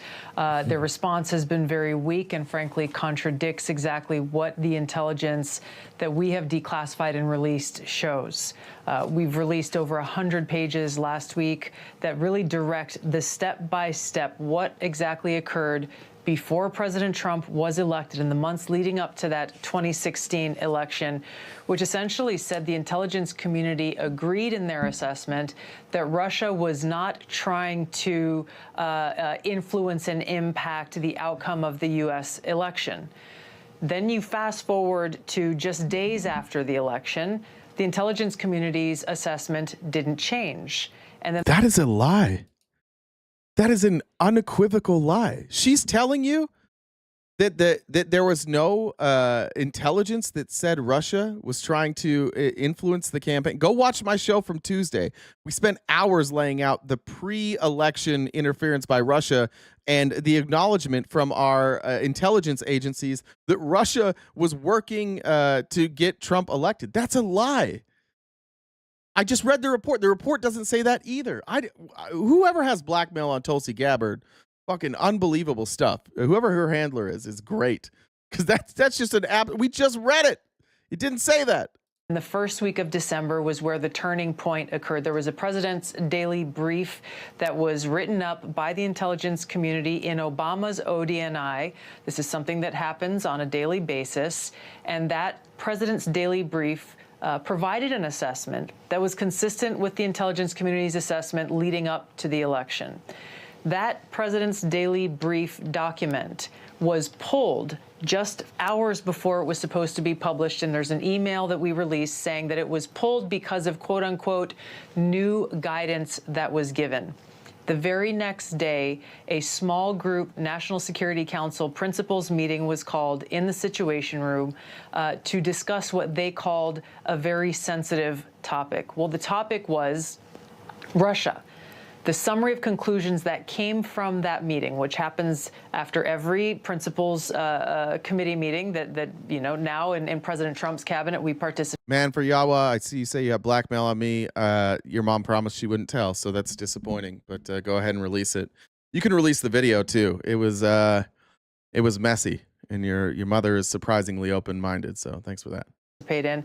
That summary of conclusions then provides the documented evidence of how President Obama ordered tasks through then DNI Clapper to the intelligence community to create an intelligence community assessment that details how Moscow tried to meddle in the U.S. election to influence the outcome in favor of President Trump. So the distinction there is very clear from the intelligence community's assessments prior to the election, just after the election, and then what happened and the document that was drafted and published in January of 2017 under the direct instruction, the direction of President Obama at that time. The reason why this is significant, Rob, is this document that was created. It was created on the basis of, as you mentioned, the Steele dossier, something that was known to have been. That is not true either. Like we just read it. This was not based on the Steele dossier. In fact, in that same report, you can go read it. They cover the Steele dossier later, but that's not what this intelligence was based on. There are elements that were compiled into the Steele dossier that other intelligence agencies and other intelligence officers also had access to. So there's crossover. There's intelligence that's in multiple places, including the Steele dossier. But to say that this was based on the Steele dossier, that's another lie. And rather than let her continue lying, I want you to look at this ad that she ran in 2019, back when she was still pretending to be a Democrat and was running for president. Here was the ad that Tulsi Gabbard ran in 2019. Multiple systematic efforts to interfere in our election. We don't have a secure election system in this country. We shouldn't pretend that we do. The Russians were responsible for hacking. We know they interfere with our elections. Cyber attacks against voting infrastructure, along with computer intrusions. And still, there's been no legislation passed. Congress refuses to take action, which begs the question, are they more interested in just talk or actually solving the problem? The real threat to our democracy that we're facing right now is the vulnerabilities that exist within our elections infrastructure. Hackers were able to penetrate a touchscreen voting machine in less than 2 hours. I've introduced legislation called the Securing America's Elections Act. Very simply, my bill says that every single state will have paper ballots or a voter-verified paper backup. To make sure that if anyone, whether it's a bad actor, an individual, or a country, comes in and tries to manipulate our votes, 100% we have an auditable paper trail. Russia is continuing its attempts to meddle in U.S. elections. Rogue political campaigns are not likely to go away in the near future. We must act now to secure our elections and renew our citizens' faith in the integrity of those elections. Tulsi 2020. In 2024, I'll just go back on all of this because Donald Trump asked me to. I played that Mike Pence one. Now here's Tulsi being asked another question that's fair. So for 3 weeks now, Tulsi's been talking about the information that's in this report. And the question is, how have you been talking about this for 3 weeks when it wasn't even declassified until Friday? How did you know all this information if it wasn't declassified for your viewing until Friday? Couldn't the prior DNI under President Trump have declassified these documents? And why didn't that DNI do that at that time? I can't speak to what happened there. There were several DNIs under the first Trump administration. President Trump faced many challenges from those who were working in the government who sought to undermine his presidency. That's been clearly detailed. What I can speak to is the fact that thanks, Rebecca, for joining the Dollar Train. This was one of the first things that we started to investigate here within this Trump administration and have released the results upon the conclusion of our investigation. Couldn't the prior... Benny says the guilt is real. Thanks, Benny. Amy said, have you heard about the Right Stuff dating app? They're upset because they can't get women to join and the conservative men are unattractive. This is real, not even a joke. I do know that's, I forget that guy's name. He was like a football player at Connecticut, and then he ran like Trump's personnel. I forget what his name is. But yeah, I've seen that. Kayla said, have you seen the Quebec Eastern Township ad? I feel like it's the Canadian hug we all need. Thanks for all the research you do. Your deep dives have been legit lately. No need to go back and rewatch Tuesday's episode. No, I haven't. Let's see. Quebec. Let's see. I'll go to X. That's probably the best way. Quebec Township ad. Let's see.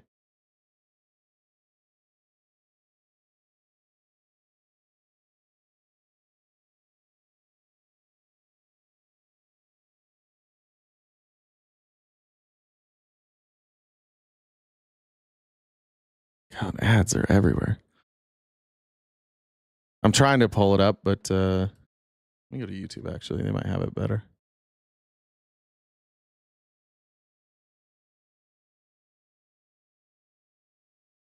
Okay. Let's see. Bonjour, est-ce que je peux vous aider? Sorry, I don't speak French. I'm just visiting. Well, then welcome to Canada's Eastern Townships. Where are you visiting from? I'm American. Ah, okay.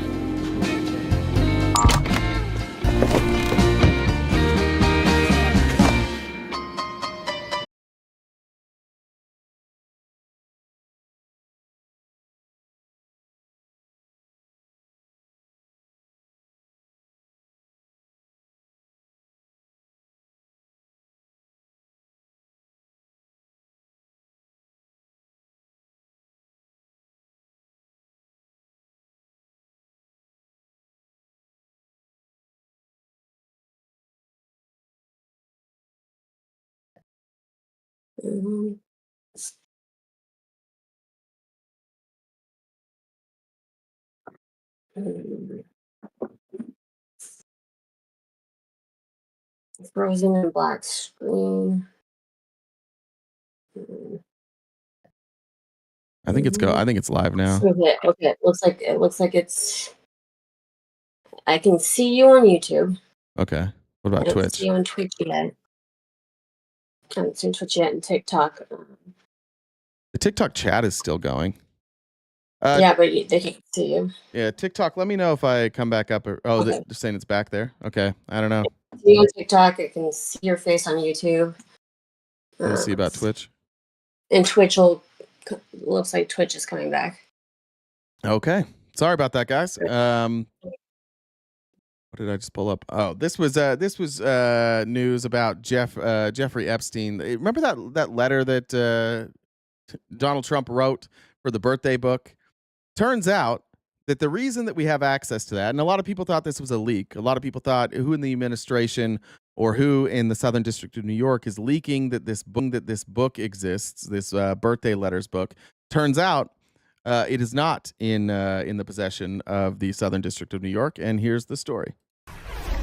The breaking news just minutes ago right here on MSNBC is that Jeffrey Epstein's birthday book that contains a letter that bears Donald Trump's name is in the possession of the Epstein estate in Florida, and the estate lawyers would respond to a subpoena. Congress could issue a subpoena to their attorneys at Patterson or at Troutman. Those are the two law firms. I know those attorneys. They would turn the book over. What is this stream? Why is everybody making fun of the stream? Hold on, let me look. Is it all fucked up? Everybody says I have a small head now. I do have a small head in general. Not as small as Trump's head. Congress could issue a subpoena to their attorneys. What's that? Looks normal on YouTube.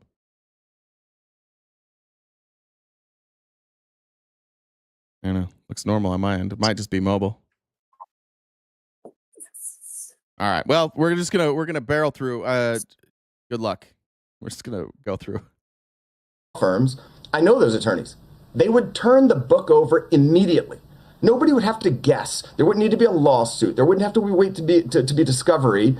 You would immediately have the answers. You could flip to the page. Is there a letter? Is there not a letter? It's over.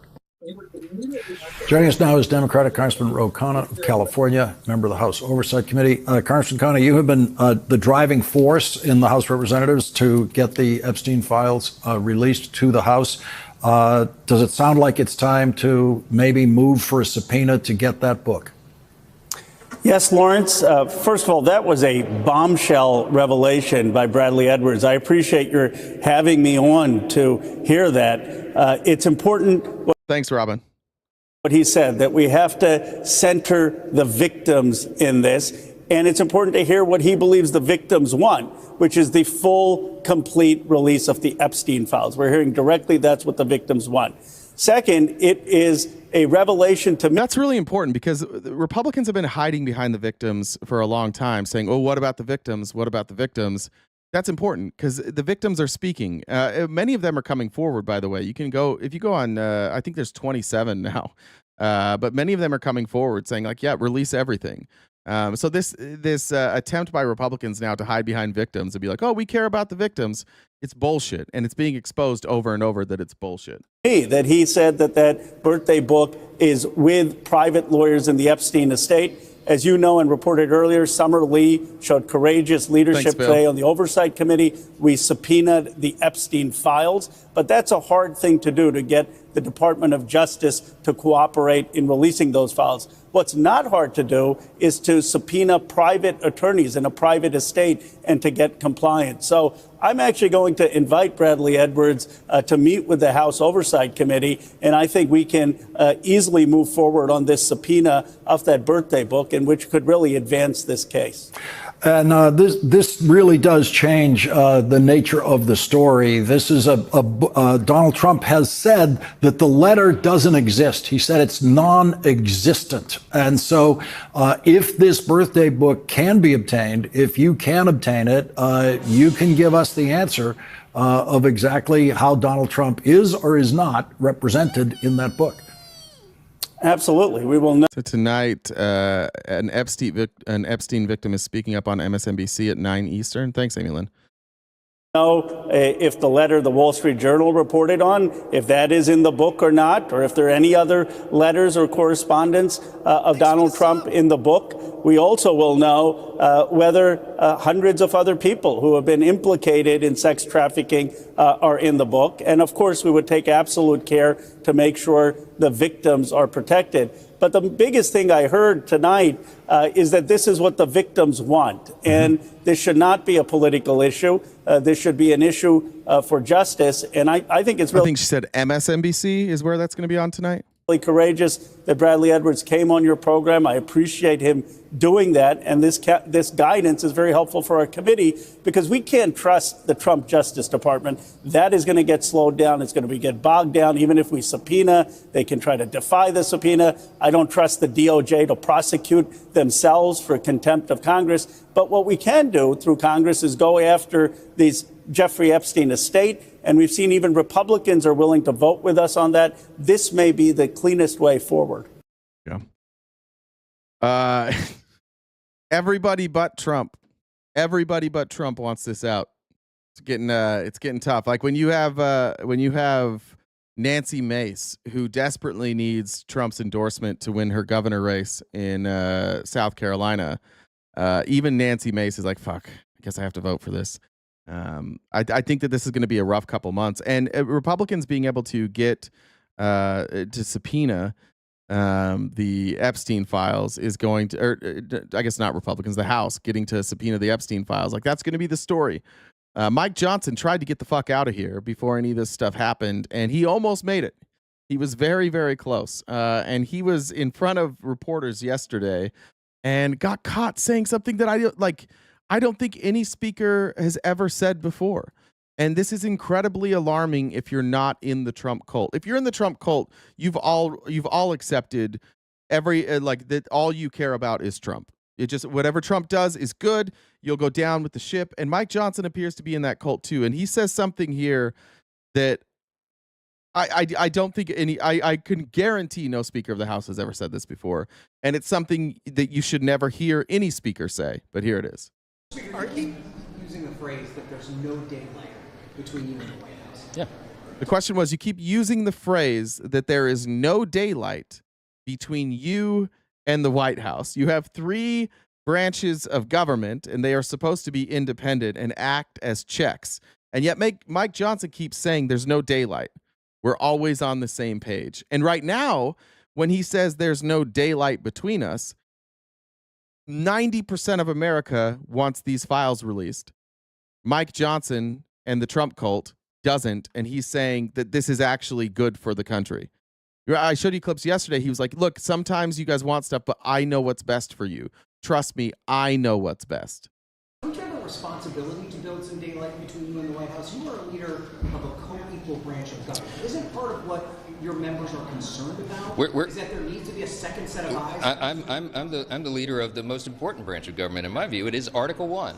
And if I see that Article 1 and our authority is being breached in any way, I'll act upon it. I'm a jealous guardian of our responsibility here, our constitutional authority, and that most important branch of government, and a government of by and for the people. But I will tell you this right now. It's so crazy how he has like these statements. Like he's already prepared these. I'm a jealous guardian, and it's like he rambles through that. Because that's a prepared statement. This is what he says. Because what you're going to hear here, and I'm going to rewind it now, Mike Johnson's not going to say anything here. He's just going to repeat a bunch of catchphrases, and he's not going to address the fact that he's saying, I talked to the president all day. There's no daylight between us. I just shut down Congress to prevent them from requesting the Epstein files, but totally we are independent branches. And if I see that Article 1 and our authority is being breached in any way, I'll act upon it. I'm a jealous guardian of our responsibility here, our constitutional authority, and that most important branch of government, and a government of by and for the people. But I will tell you this right now. When I say there's no daylight between me and the president, we talk about this privately. He's spoken about it publicly. I have as well. He's trying to achieve the same exact objective that we are, that every member of the House Republican Conference wants to achieve, and that is to let the American people decide. This information should have come out a long time. We're trying to. Wait, let the American people decide. Donald Trump said, shut the fuck up. He said, why are you guys talking about this? All my guys and in some instances, my girls. Are we still talking about Epstein? Why are we releasing this? Why are we talking about it? He doesn't want the American people to decide. He wants the American people to shut the fuck up and listen, not decide. Nobody thinks that Mike Johnson and Donald Trump are giving you all the information so you can make a decision. Nobody thinks that. Ago. I've been an advocate of that. We all have. But that process is underway right now. Now, we've got to jealously guard that and protect it and make sure it's happening. And if it doesn't, then we'll take appropriate action when everybody returns here. But we have to allow the court process to play out. That's how it works. I used to be a litigator. There is a what court process are we talking about here, Mike? Tell us about it. Standard here, a legal standard that everybody cannot forget. The courts, law enforcement, and government agencies have to protect the innocent. And the way you do that is you are very careful not to release names of victims or release it in a haphazard manner so that their names could be unmasked in some way because it would destroy their lives. Okay, but you guys are the ones that are requesting these documents, right? So when the court releases the documents, the court doesn't have that obligation. You do. When you, as members of Congress, subpoena these documents and then they come to you, they're not released to the public, they come to you, and then it is your job to make sure that names are protected, that things are redacted. That's not the role of the courts. I know that Republicans like come from dumb states. I know that you guys don't follow this shit. I know that you don't read, but just try and think about what he's saying here. He's trying to blame the courts.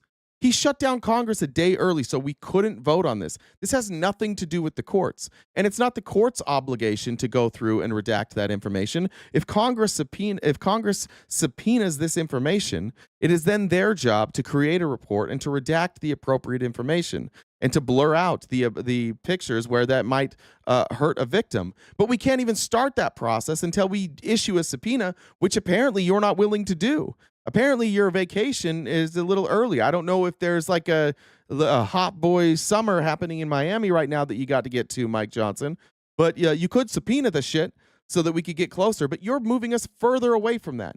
You've just kicked the can down the road another 5 weeks. We want to know. You're the one that's standing in the way from the American people finding out the truth. And anybody who's been swept up into that. So Thank you. Good point, Joseph. And again, the victims are begging to release this information. They're like, release it. We're going publicly out. We're showing our own faces. We're saying, I'm the 24th victim. I'm the 23rd. I'm the 20th. I'm the 17th. I'm the 27th. They're going out. They're putting their face out there. They're saying what victim they are. And they're saying, please release it. And Mike's like, we got to really protect them. You know, we're all in it for them. Bull fucking shit. We all know what this is. This is a cover up. Mike Johnson will go down as a criminal. Donald Trump will go down as a criminal. This is a million times bigger than Watergate. Watergate was we broke into the DNC and we stole some documents. This is a massive cover-up that spans 2 presidencies for Trump where they tried to cover this up. And you have a complicit Mike Johnson who, by the way, tough freeze frame for him. That's somebody take a picture of that. Is completely complicit. And every one of you that's defending this, every person in this chat, if you're a Republican and you are here and you're not demanding the release of the Epstein files, you also are complicit. But we're all on the same page. This is the most unified this country has ever been in my lifetime, besides 9/11. We had 9/11 and then this. These are like the 2 most unifying events of my lifetime. We all want this, and it's him and it's Trump standing in the way of us getting this information. That's what the Justice Department is doing. I think they're doing a deliberate job right now, and our job as the Article 1 branch is to allow the executive to do that. If it doesn't come to fruition, then we will act, but we have to allow that time to process. I don't even understand that. Time for what to process? You haven't put anything in motion to process yet. That's like me saying, like, I'm going to download this file, but I have to wait until it's downloaded. They're like, are you going to turn on the computer? Nah, we're not turning on the computer. The file can't download if you don't turn on the computer. Well, we have to wait for the file to download. That's why I don't have it for you. Have you turned on the computer? We're not turning on the computer. In fact, I'm going to not turn on the computer for 5 more weeks. But don't worry about that part. Just know that there's a time that this takes to process. You have now moved the processing time 5 weeks back. You've moved all this. And that's assuming on day 1 you come back and demand the release here, which you're obviously not going to do. Now, there's Republicans that are going to go out, and there are some talking points that I want to debunk before we go. Amy said the victims are risking their lives. No way that one unalived herself. Katie Johnson and her family went into hiding. Lee said, thanks for delivering with facts and supporting evidence. Thank you. Let me get to fuck.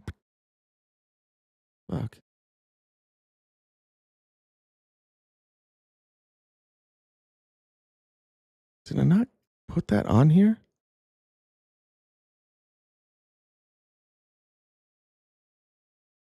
Thought I had it on here.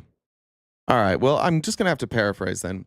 Yesterday, in Florida and in the Southern District of New York, there were two judges who denied the release of the grand jury testimony from Epstein. Republicans immediately jumped on this. So much so that, like, I'm trying to remember that judge's name. Who appointed? If you look, if you Google right now, if you haven't Googled this already, go type in who appointed judge and look at the prediction. Everybody that has a computer or a browser in front of you right now, type in who appointed judge and then tell me what the rest says. Anybody that's doing it, can you do it right now? So many people Googled this yesterday that when you write who appointed judge, it comes out and it says Robin Rosenberg. Did anybody else get that same exact example when you Googled it? Yeah, everybody gets. See? That's how many people, and that tells you the mind of MAGA. MAGA didn't go in and read what it said. They just immediately said, "Oh, somebody denied releasing the grand jury testimony." They Googled who the judge was because this is how MAGA operates now. Whatever, anytime a judge rules something, they go and they look, and if it's somebody that wasn't appointed by Trump, they immediately discredit it and they immediately say, "Oh, they're in on it. Oh, Obama's bad. Look, it's an Obama appointed judge." Well, I went and I read it, and I read both. Here's what happened yesterday. Donald Trump is desperate not to get these files. The grand jury testimony likely isn't going to incriminate Donald Trump. We have some. We have clips, we have some grand jury testimony from Epstein. And what we do know about Epstein is that whenever it came time to implicate somebody else, he pled the fifth. He never implicated anybody else in his grand jury testimony. They tried to get him to answer questions about Trump, and he said, "I plead the fifth." He wouldn't even talk about the fact that they spent time together. But grand jury testimony is not easy to get. It's not easy to make that public. You have to go through the courts. And you have to fall within like a narrow set of standards where you can consider grand jury testimony being released. In both cases, they filed simultaneously in the Southern District of New York and in Florida. And in Florida, it's a district court. And the district court's like, there's basically no way for us to release this. And in the filing from the Trump administration, they admit that they know that it can't be released in Florida. And what they really wanted is they wanted it to then be pushed to the Southern District of New York. So basically all they were asking the Florida judge is, "Hey, can you release these? But we know you can't, so can you forward this to the Southern District of New York?" And the Southern District of New York has said, "Hey, look, there's a narrow set of circumstances that allow us to release grand jury testimony. We can't just do it because you're asking for it. And in your filing, you have not provided us any reasoning that would fall within these standards. You have, I think, 10 days to go back and amend this, and you have to give us a reason that falls within this narrow scope where we can release grand jury testimony." Now, if we're gonna be conspiratorial, I think that the Trump administration knew this. I think Trump knew this, and I think they specifically went to judges in liberal areas so they could say, "Look, everybody's doing it," and they hope that you'll forget that there's no evidence at all that any of this grand jury testimony is going to give us anything. What we need is the files. We need the thousands of hours of hard drives. We need the documents. We need we have a list of everything they found. We need the pictures. We need the picture books. We need those files. The testimony itself will offer almost nothing, and Trump knows that, and Pam Bondi knows that. But what they wanted to do is they wanted to create a distraction, which is exactly what happened. I know a few people that operate in the debate space for Republicans, and that's all they were saying. All the Republicans just went with that immediately. Oh, look, it was an Obama-appointed judge. Oh, Obama's in on it. The other thing is like, Until Trump came along, we used to trust judges. We didn't discredit their rulings and by who appointed them. This is a relatively new thing. And it happened with Trump. And Trump was the first one. He's like, oh, you ruled against me because you're Mexican. Oh, you ruled against me because you're an Obama judge. Oh, you ruled against me because you're a Bush judge. Bush doesn't like me either. Oh, you ruled against me because you're a Reagan judge, but you're not a real Reagan judge. You're one of those liberal Reagan judges. It's a way that Donald Trump has done this before he was in office. Every judge that ruled against him, he claimed was biased against Trump. Oh, it's not fair because the media portrays me as an asshole, so this judge was biased against me. Oh, it's not fair because this judge had a cousin who worked for a company who I had a dispute with, and so this judge is biased against me. It's always biased. But when you go and you look into those filings, both judges concluded, you didn't give me anything to rule on. I can't rule on anything. You haven't given me enough information to rule on anything. We need you to amend your request and send it back to us. That's what both of those rulings were. So don't let Republicans get away with that throughout the day. It didn't happen that way. This isn't judges blocking the release of something that could make Donald Trump look good. This is judges doing their job. Let's see. Did I read that? Remember when there was no video of Epstein's? Yeah. That's a good point, of Epstein's death. Remember when there was no video from the jail cell? Remember during the Trump administration when they're like, oh, there's 10 hours of video missing. We'll never find it. Oh, shoot, we can't recover it. And then suddenly we recovered it. And oh, no, there's 3 minutes missing.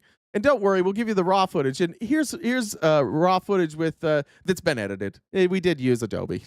And we did edit out 3 minutes of it. But here it is. This is totally legitimate. Just accept it. And I think that's what's happening with Trump. Like, he's just telling people, just run with it. Just send out anything. Distraction. And for the first time since Trump has been around, it's not working. Because there's no, this is the one thing that apparently MAGA cares about more than Donald Trump. And I'll give MAGA some credit for that. I'm proud of you guys. Finally, there is something that you care about more than Donald Trump. And it happens to be women who have been abused. Maybe there is hope for this country moving forward. Maybe Republicans are going to start listening to women who have been abused. But I'm not holding my breath. But it's not working. How much time do we have left? 10 minutes? Where are we at on the goal? I think we're pretty close. 90. Yeah. Nice. Thank you guys so much for the support on the gift goal today. Let me check the leaderboard over on TikTok too. Jesus holding on to a steady lead, 60-point lead over UA Dolphin, then Susan, your mommy, and Kristen Lee rounding it out.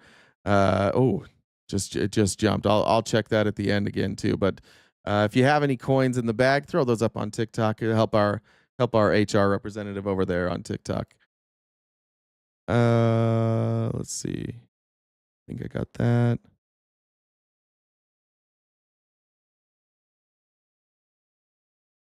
Oh yeah. So Anna Paulina Luna, she went on. Now she's been advocating for the Epstein list to be released. She's a Republican congresswoman from Florida. She tweeted, "Fascinating. So many people suddenly care about child victims in the Epstein case. Do those same people care about the thousands upon thousands of children trafficked across our open border? Yes, we do. But I'd like to just bring this up too. While Republicans try and tell you that this is the first time we've cared about trafficking victims and that we don't do anything about trafficking victims, we should remind you that under this administration, more than $500 million in grants have been axed in 69 global programs dedicated to tackling child labor and human trafficking have been axed. Some of these, the Washington Post obtained an email detailing how the U.S. Department of Labor will immediately end grants totaling more than $500 million that supported labor standard enforcement across 40 countries. John Clark, a Trump-appointed official in the email, justified the cuts by citing a lack of alignment with agency priorities and national interest. Oh. Well, their job is to labor standard enforcement, which would include human trafficking. But that doesn't somehow align with the agency priorities and national interest. In Honduras alone, $13 million grant has already helped over 6,000 children enter educational programs and trained 500 labor inspectors. Children are believed to make up 38% of human trafficking victims globally, according to a report from the United Nations, which notes how girls are increasingly trafficked for sexual exploitation and forced labor, while boys are primarily trafficked for forced labor and criminal activities. And we cut $500 million towards that. So while you point to us and you say that we never cared about human trafficking, which we always have, and you lie about the amount of people that were trafficked over the border, what's the number? What's the number of people that children that were trafficked over the border during the Biden administration? Do you have a number, or are you just going to keep making up the number of 10 million? Like there was 10 million people who were trafficked here during the Biden administration. Do you have a number? Give me the number, and I promise you that we'll care. And then I want to just end on this because this is Greg Kelly. He is a Newsmax host. Let me give you his biography because I just want you to be aware of who Greg Kelly is. I forgot to save this. Greg Kelly is a former military. He was a Marine Corps Reserves, and then he's been in media. He worked for Fox News. He was the embedded reporter during the Iraq invasion, and then he joined Newsmax in January of 2020. And basically ever since then, all he has done is been like a mouthpiece for Trump. Here he is offering the Trump line. Now, this is Trump's right-hand man at Newsmax. Whenever he wants to get anything across to an audience on Newsmax, Greg Kelly is his guy, because Greg Kelly has no problem saying the dumbest fucking shit possible. Greg Kelly has no problem throwing away any integrity he has to support Trump because it gets him clicks. Here's Greg Kelly's explanation now of how we should view all of this. Now, Donald Trump, who is on the Epstein files, he's not on the Epstein files. Donald Trump, who won't release the Epstein files, but he's trying to release the Epstein files. Donald Trump, who tells you that you shouldn't care about the Epstein files, but clearly we care about the Epstein files. Maybe he's a victim, and maybe he's not alone as a victim. Blanche is the Deputy Attorney General, the number 2. Remember when I told them to say, are you going to keep using the 10 million illegal immigrant number and that you made up? Metal Whisperer has decided to bump that to 21 million. Metal Whisperer, I dare you to Google how many illegal immigrants came into this country under Joe Biden. I dare you. I dare you to Google it and find a source that comes anywhere close to that number. Ranking official in the Justice Department, and he's about to meet with Jeffrey Epstein's ex-girlfriend in prison, Ghislaine Maxwell, to find out what she knows. Let's find out, what is this all about? And she's also been subpoenaed by the Oversight Committee. I think this is great. I do have a feeling that she just might be a victim. Oh. She just might be. There was a rush to judgment. There was a lot of chaos there for a while. All right. Just a reminder, Ghislaine Maxwell recruited young girls to have sex with Jeffrey Epstein. She taught them how to have sex with Jeffrey Epstein, specifically how to perform certain acts that he liked. She, in multiple instances, women have said she legitimately showed them in person on Epstein how to do these acts. Greg Kelly's saying maybe she was a victim. Granted, she hung out with Jeffrey Epstein, and I know that's apparently not good, but she's in jail for how long now? 20 years, a 20-year sentence. Well, Alan Dershowitz is one of the greatest attorneys who ever lived, and he has this to say about it. One of the greatest ever to do it. About the Ghislaine Maxwell situation, speaking with Newsmax veteran Eric Bolling. Should Ghislaine Maxwell be behind bars? Eric Bolling once invited me onto his show for a debate, and then he cut me out of the show the day of the show so that he could bring on Don Jr. For Don Jr. to claim that there was no Russian interference. Fun fact about Eric Bolling. She shouldn't be, but she is. She is really serving Jeffrey Epstein's sentence after he committed suicide. there was no one else to prosecute because there was no real information against anybody else. And so they went after her and they sentenced her to a sentence that would have been appropriate for Epstein, but not at all appropriate for her. And so she's appealing now, and I hope the appeal will be granted. She deserves to be out. She deserves to be out. Just out of curiosity, Republicans. She recruited, trafficked, and facilitated underage girls coming in and having sex with Jeffrey Epstein. And you guys are so obsessed with Donald Trump and so in the MAGA cult that now you are saying, or at least some of you are saying, that Maxwell's a victim and that she deserves to be released from jail. Okay. Are you comfortable with that? This guy's just running interference for Trump, and this is what Trump wants you to believe now.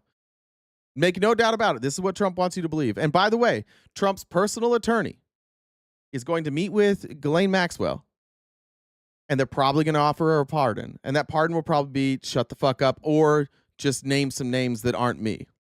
And they're going to try and use Ghislaine, who has every incentive in the world to lie.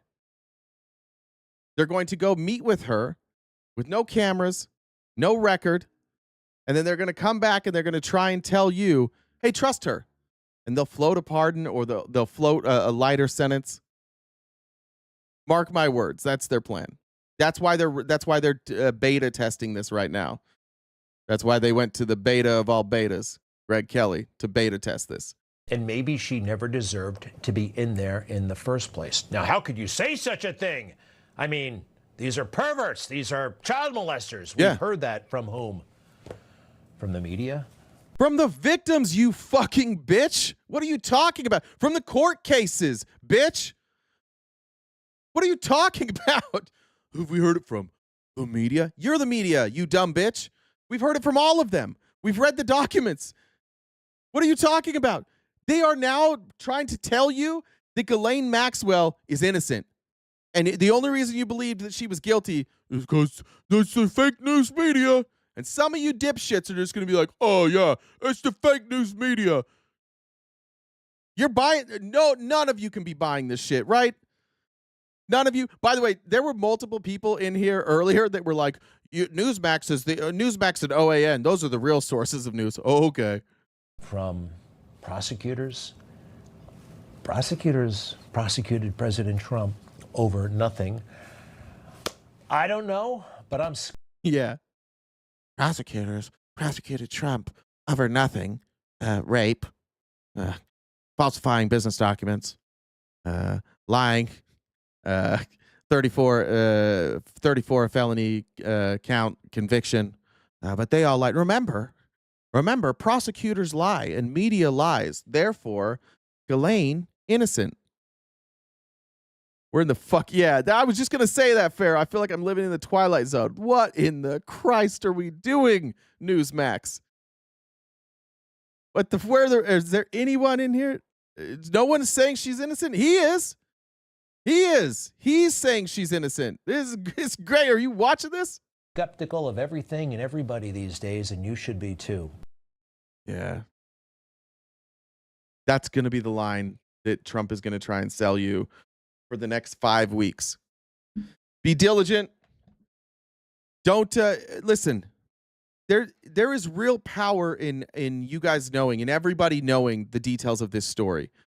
There is real power in you knowing that this is bullshit. There's real power in you understanding the distraction tactic by Tulsi Gabbard by floating this absolute bullshit conspiracy theory that Obama committed a crime. And then you go and you read her document, and the document specifically says no crimes.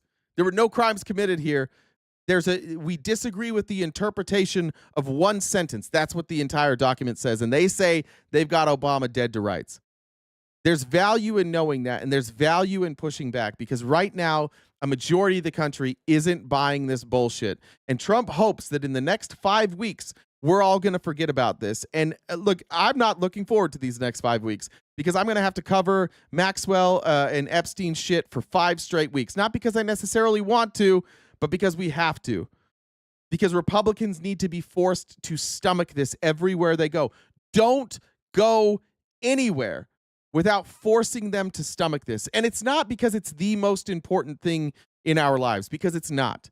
It's not going to impact us in the way that that some of these other things they're doing might. But remember, Congress is checked the fuck out.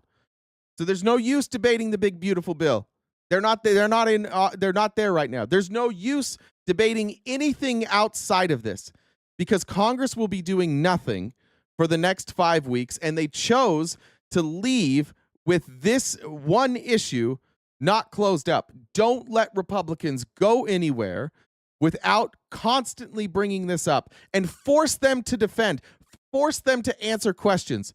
Ask them if they read Tulsi Gabbard's report. And when they say yes, they did, ask them what's in it.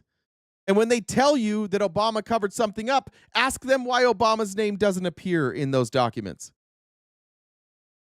Ask them about all of that. Ask them to explain what's in there. Ask them to explain what the crime is, because there's no fucking crime. Donald Trump knows this.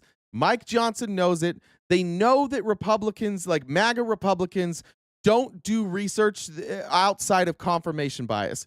If a MAGA person wants to, if Donald Trump says something, they will Google and they will figure out a way to figure out or to back up that Donald Trump's right. But what they won't do is they won't fact check him, and they won't fact check Tulsi Gabbard. This is the dumbest fucking conspiracy I've ever seen. Everything she said about like this being a crime is an absolute fucking lie, and you can see it in her face, her dead cold eyes. She hates that she has to do this because it's remarkably stupid. Greg Kelly gave the best possible defense he could, and he's like, well, you know what? We're probably, in order to believe Trump's innocent, we're probably going to have to decide that Maxwell's innocent too, because he knows Trump's going to float a pardon. He knows exactly what's going to happen. Don't let him go anywhere or say anything without addressing this. Flood the TikTok streets. Don't let anybody change this topic. Force these people to go read it, because once they read it, they're stuck. They're not going to be able to defend it, or they're going to look like an idiot. Guys, I got to go. Had a hard cutoff. Let me read last comments. I think we might have made it. Wasn't me says, thank you for keeping me sane while my GOP BFF is visiting. God bless you. That's incredible stuff. Visiting like in your house? It's fine, I guess, if we're not talking about it too much. I think I read Amy Lynn's there. Devo said, on Wednesday, South Park signed a $1.5 billion deal with Paramount to do 50 episodes, then release the Trump episode right after. It's fucking South Park's amazing. God bless Trey and what's the other guy's name? I want to say Lance, but that's just Trey Lance. It's Matt and Trey. There we go. Joseph said, remember when there was no video of Epstein's death? I read that one. Let me make sure I didn't miss any of Jen's. I got them. All right, guys, we'll be back tomorrow. Friendly Friday tomorrow. Republicans, sorry about your cowardice today, not wanting to come up and discuss it. But I don't blame you, because if I was a Trump supporter and I was still wearing that hat, I probably wouldn't want to talk about it either. But I'll see you guys tomorrow morning, 9:30 a.m.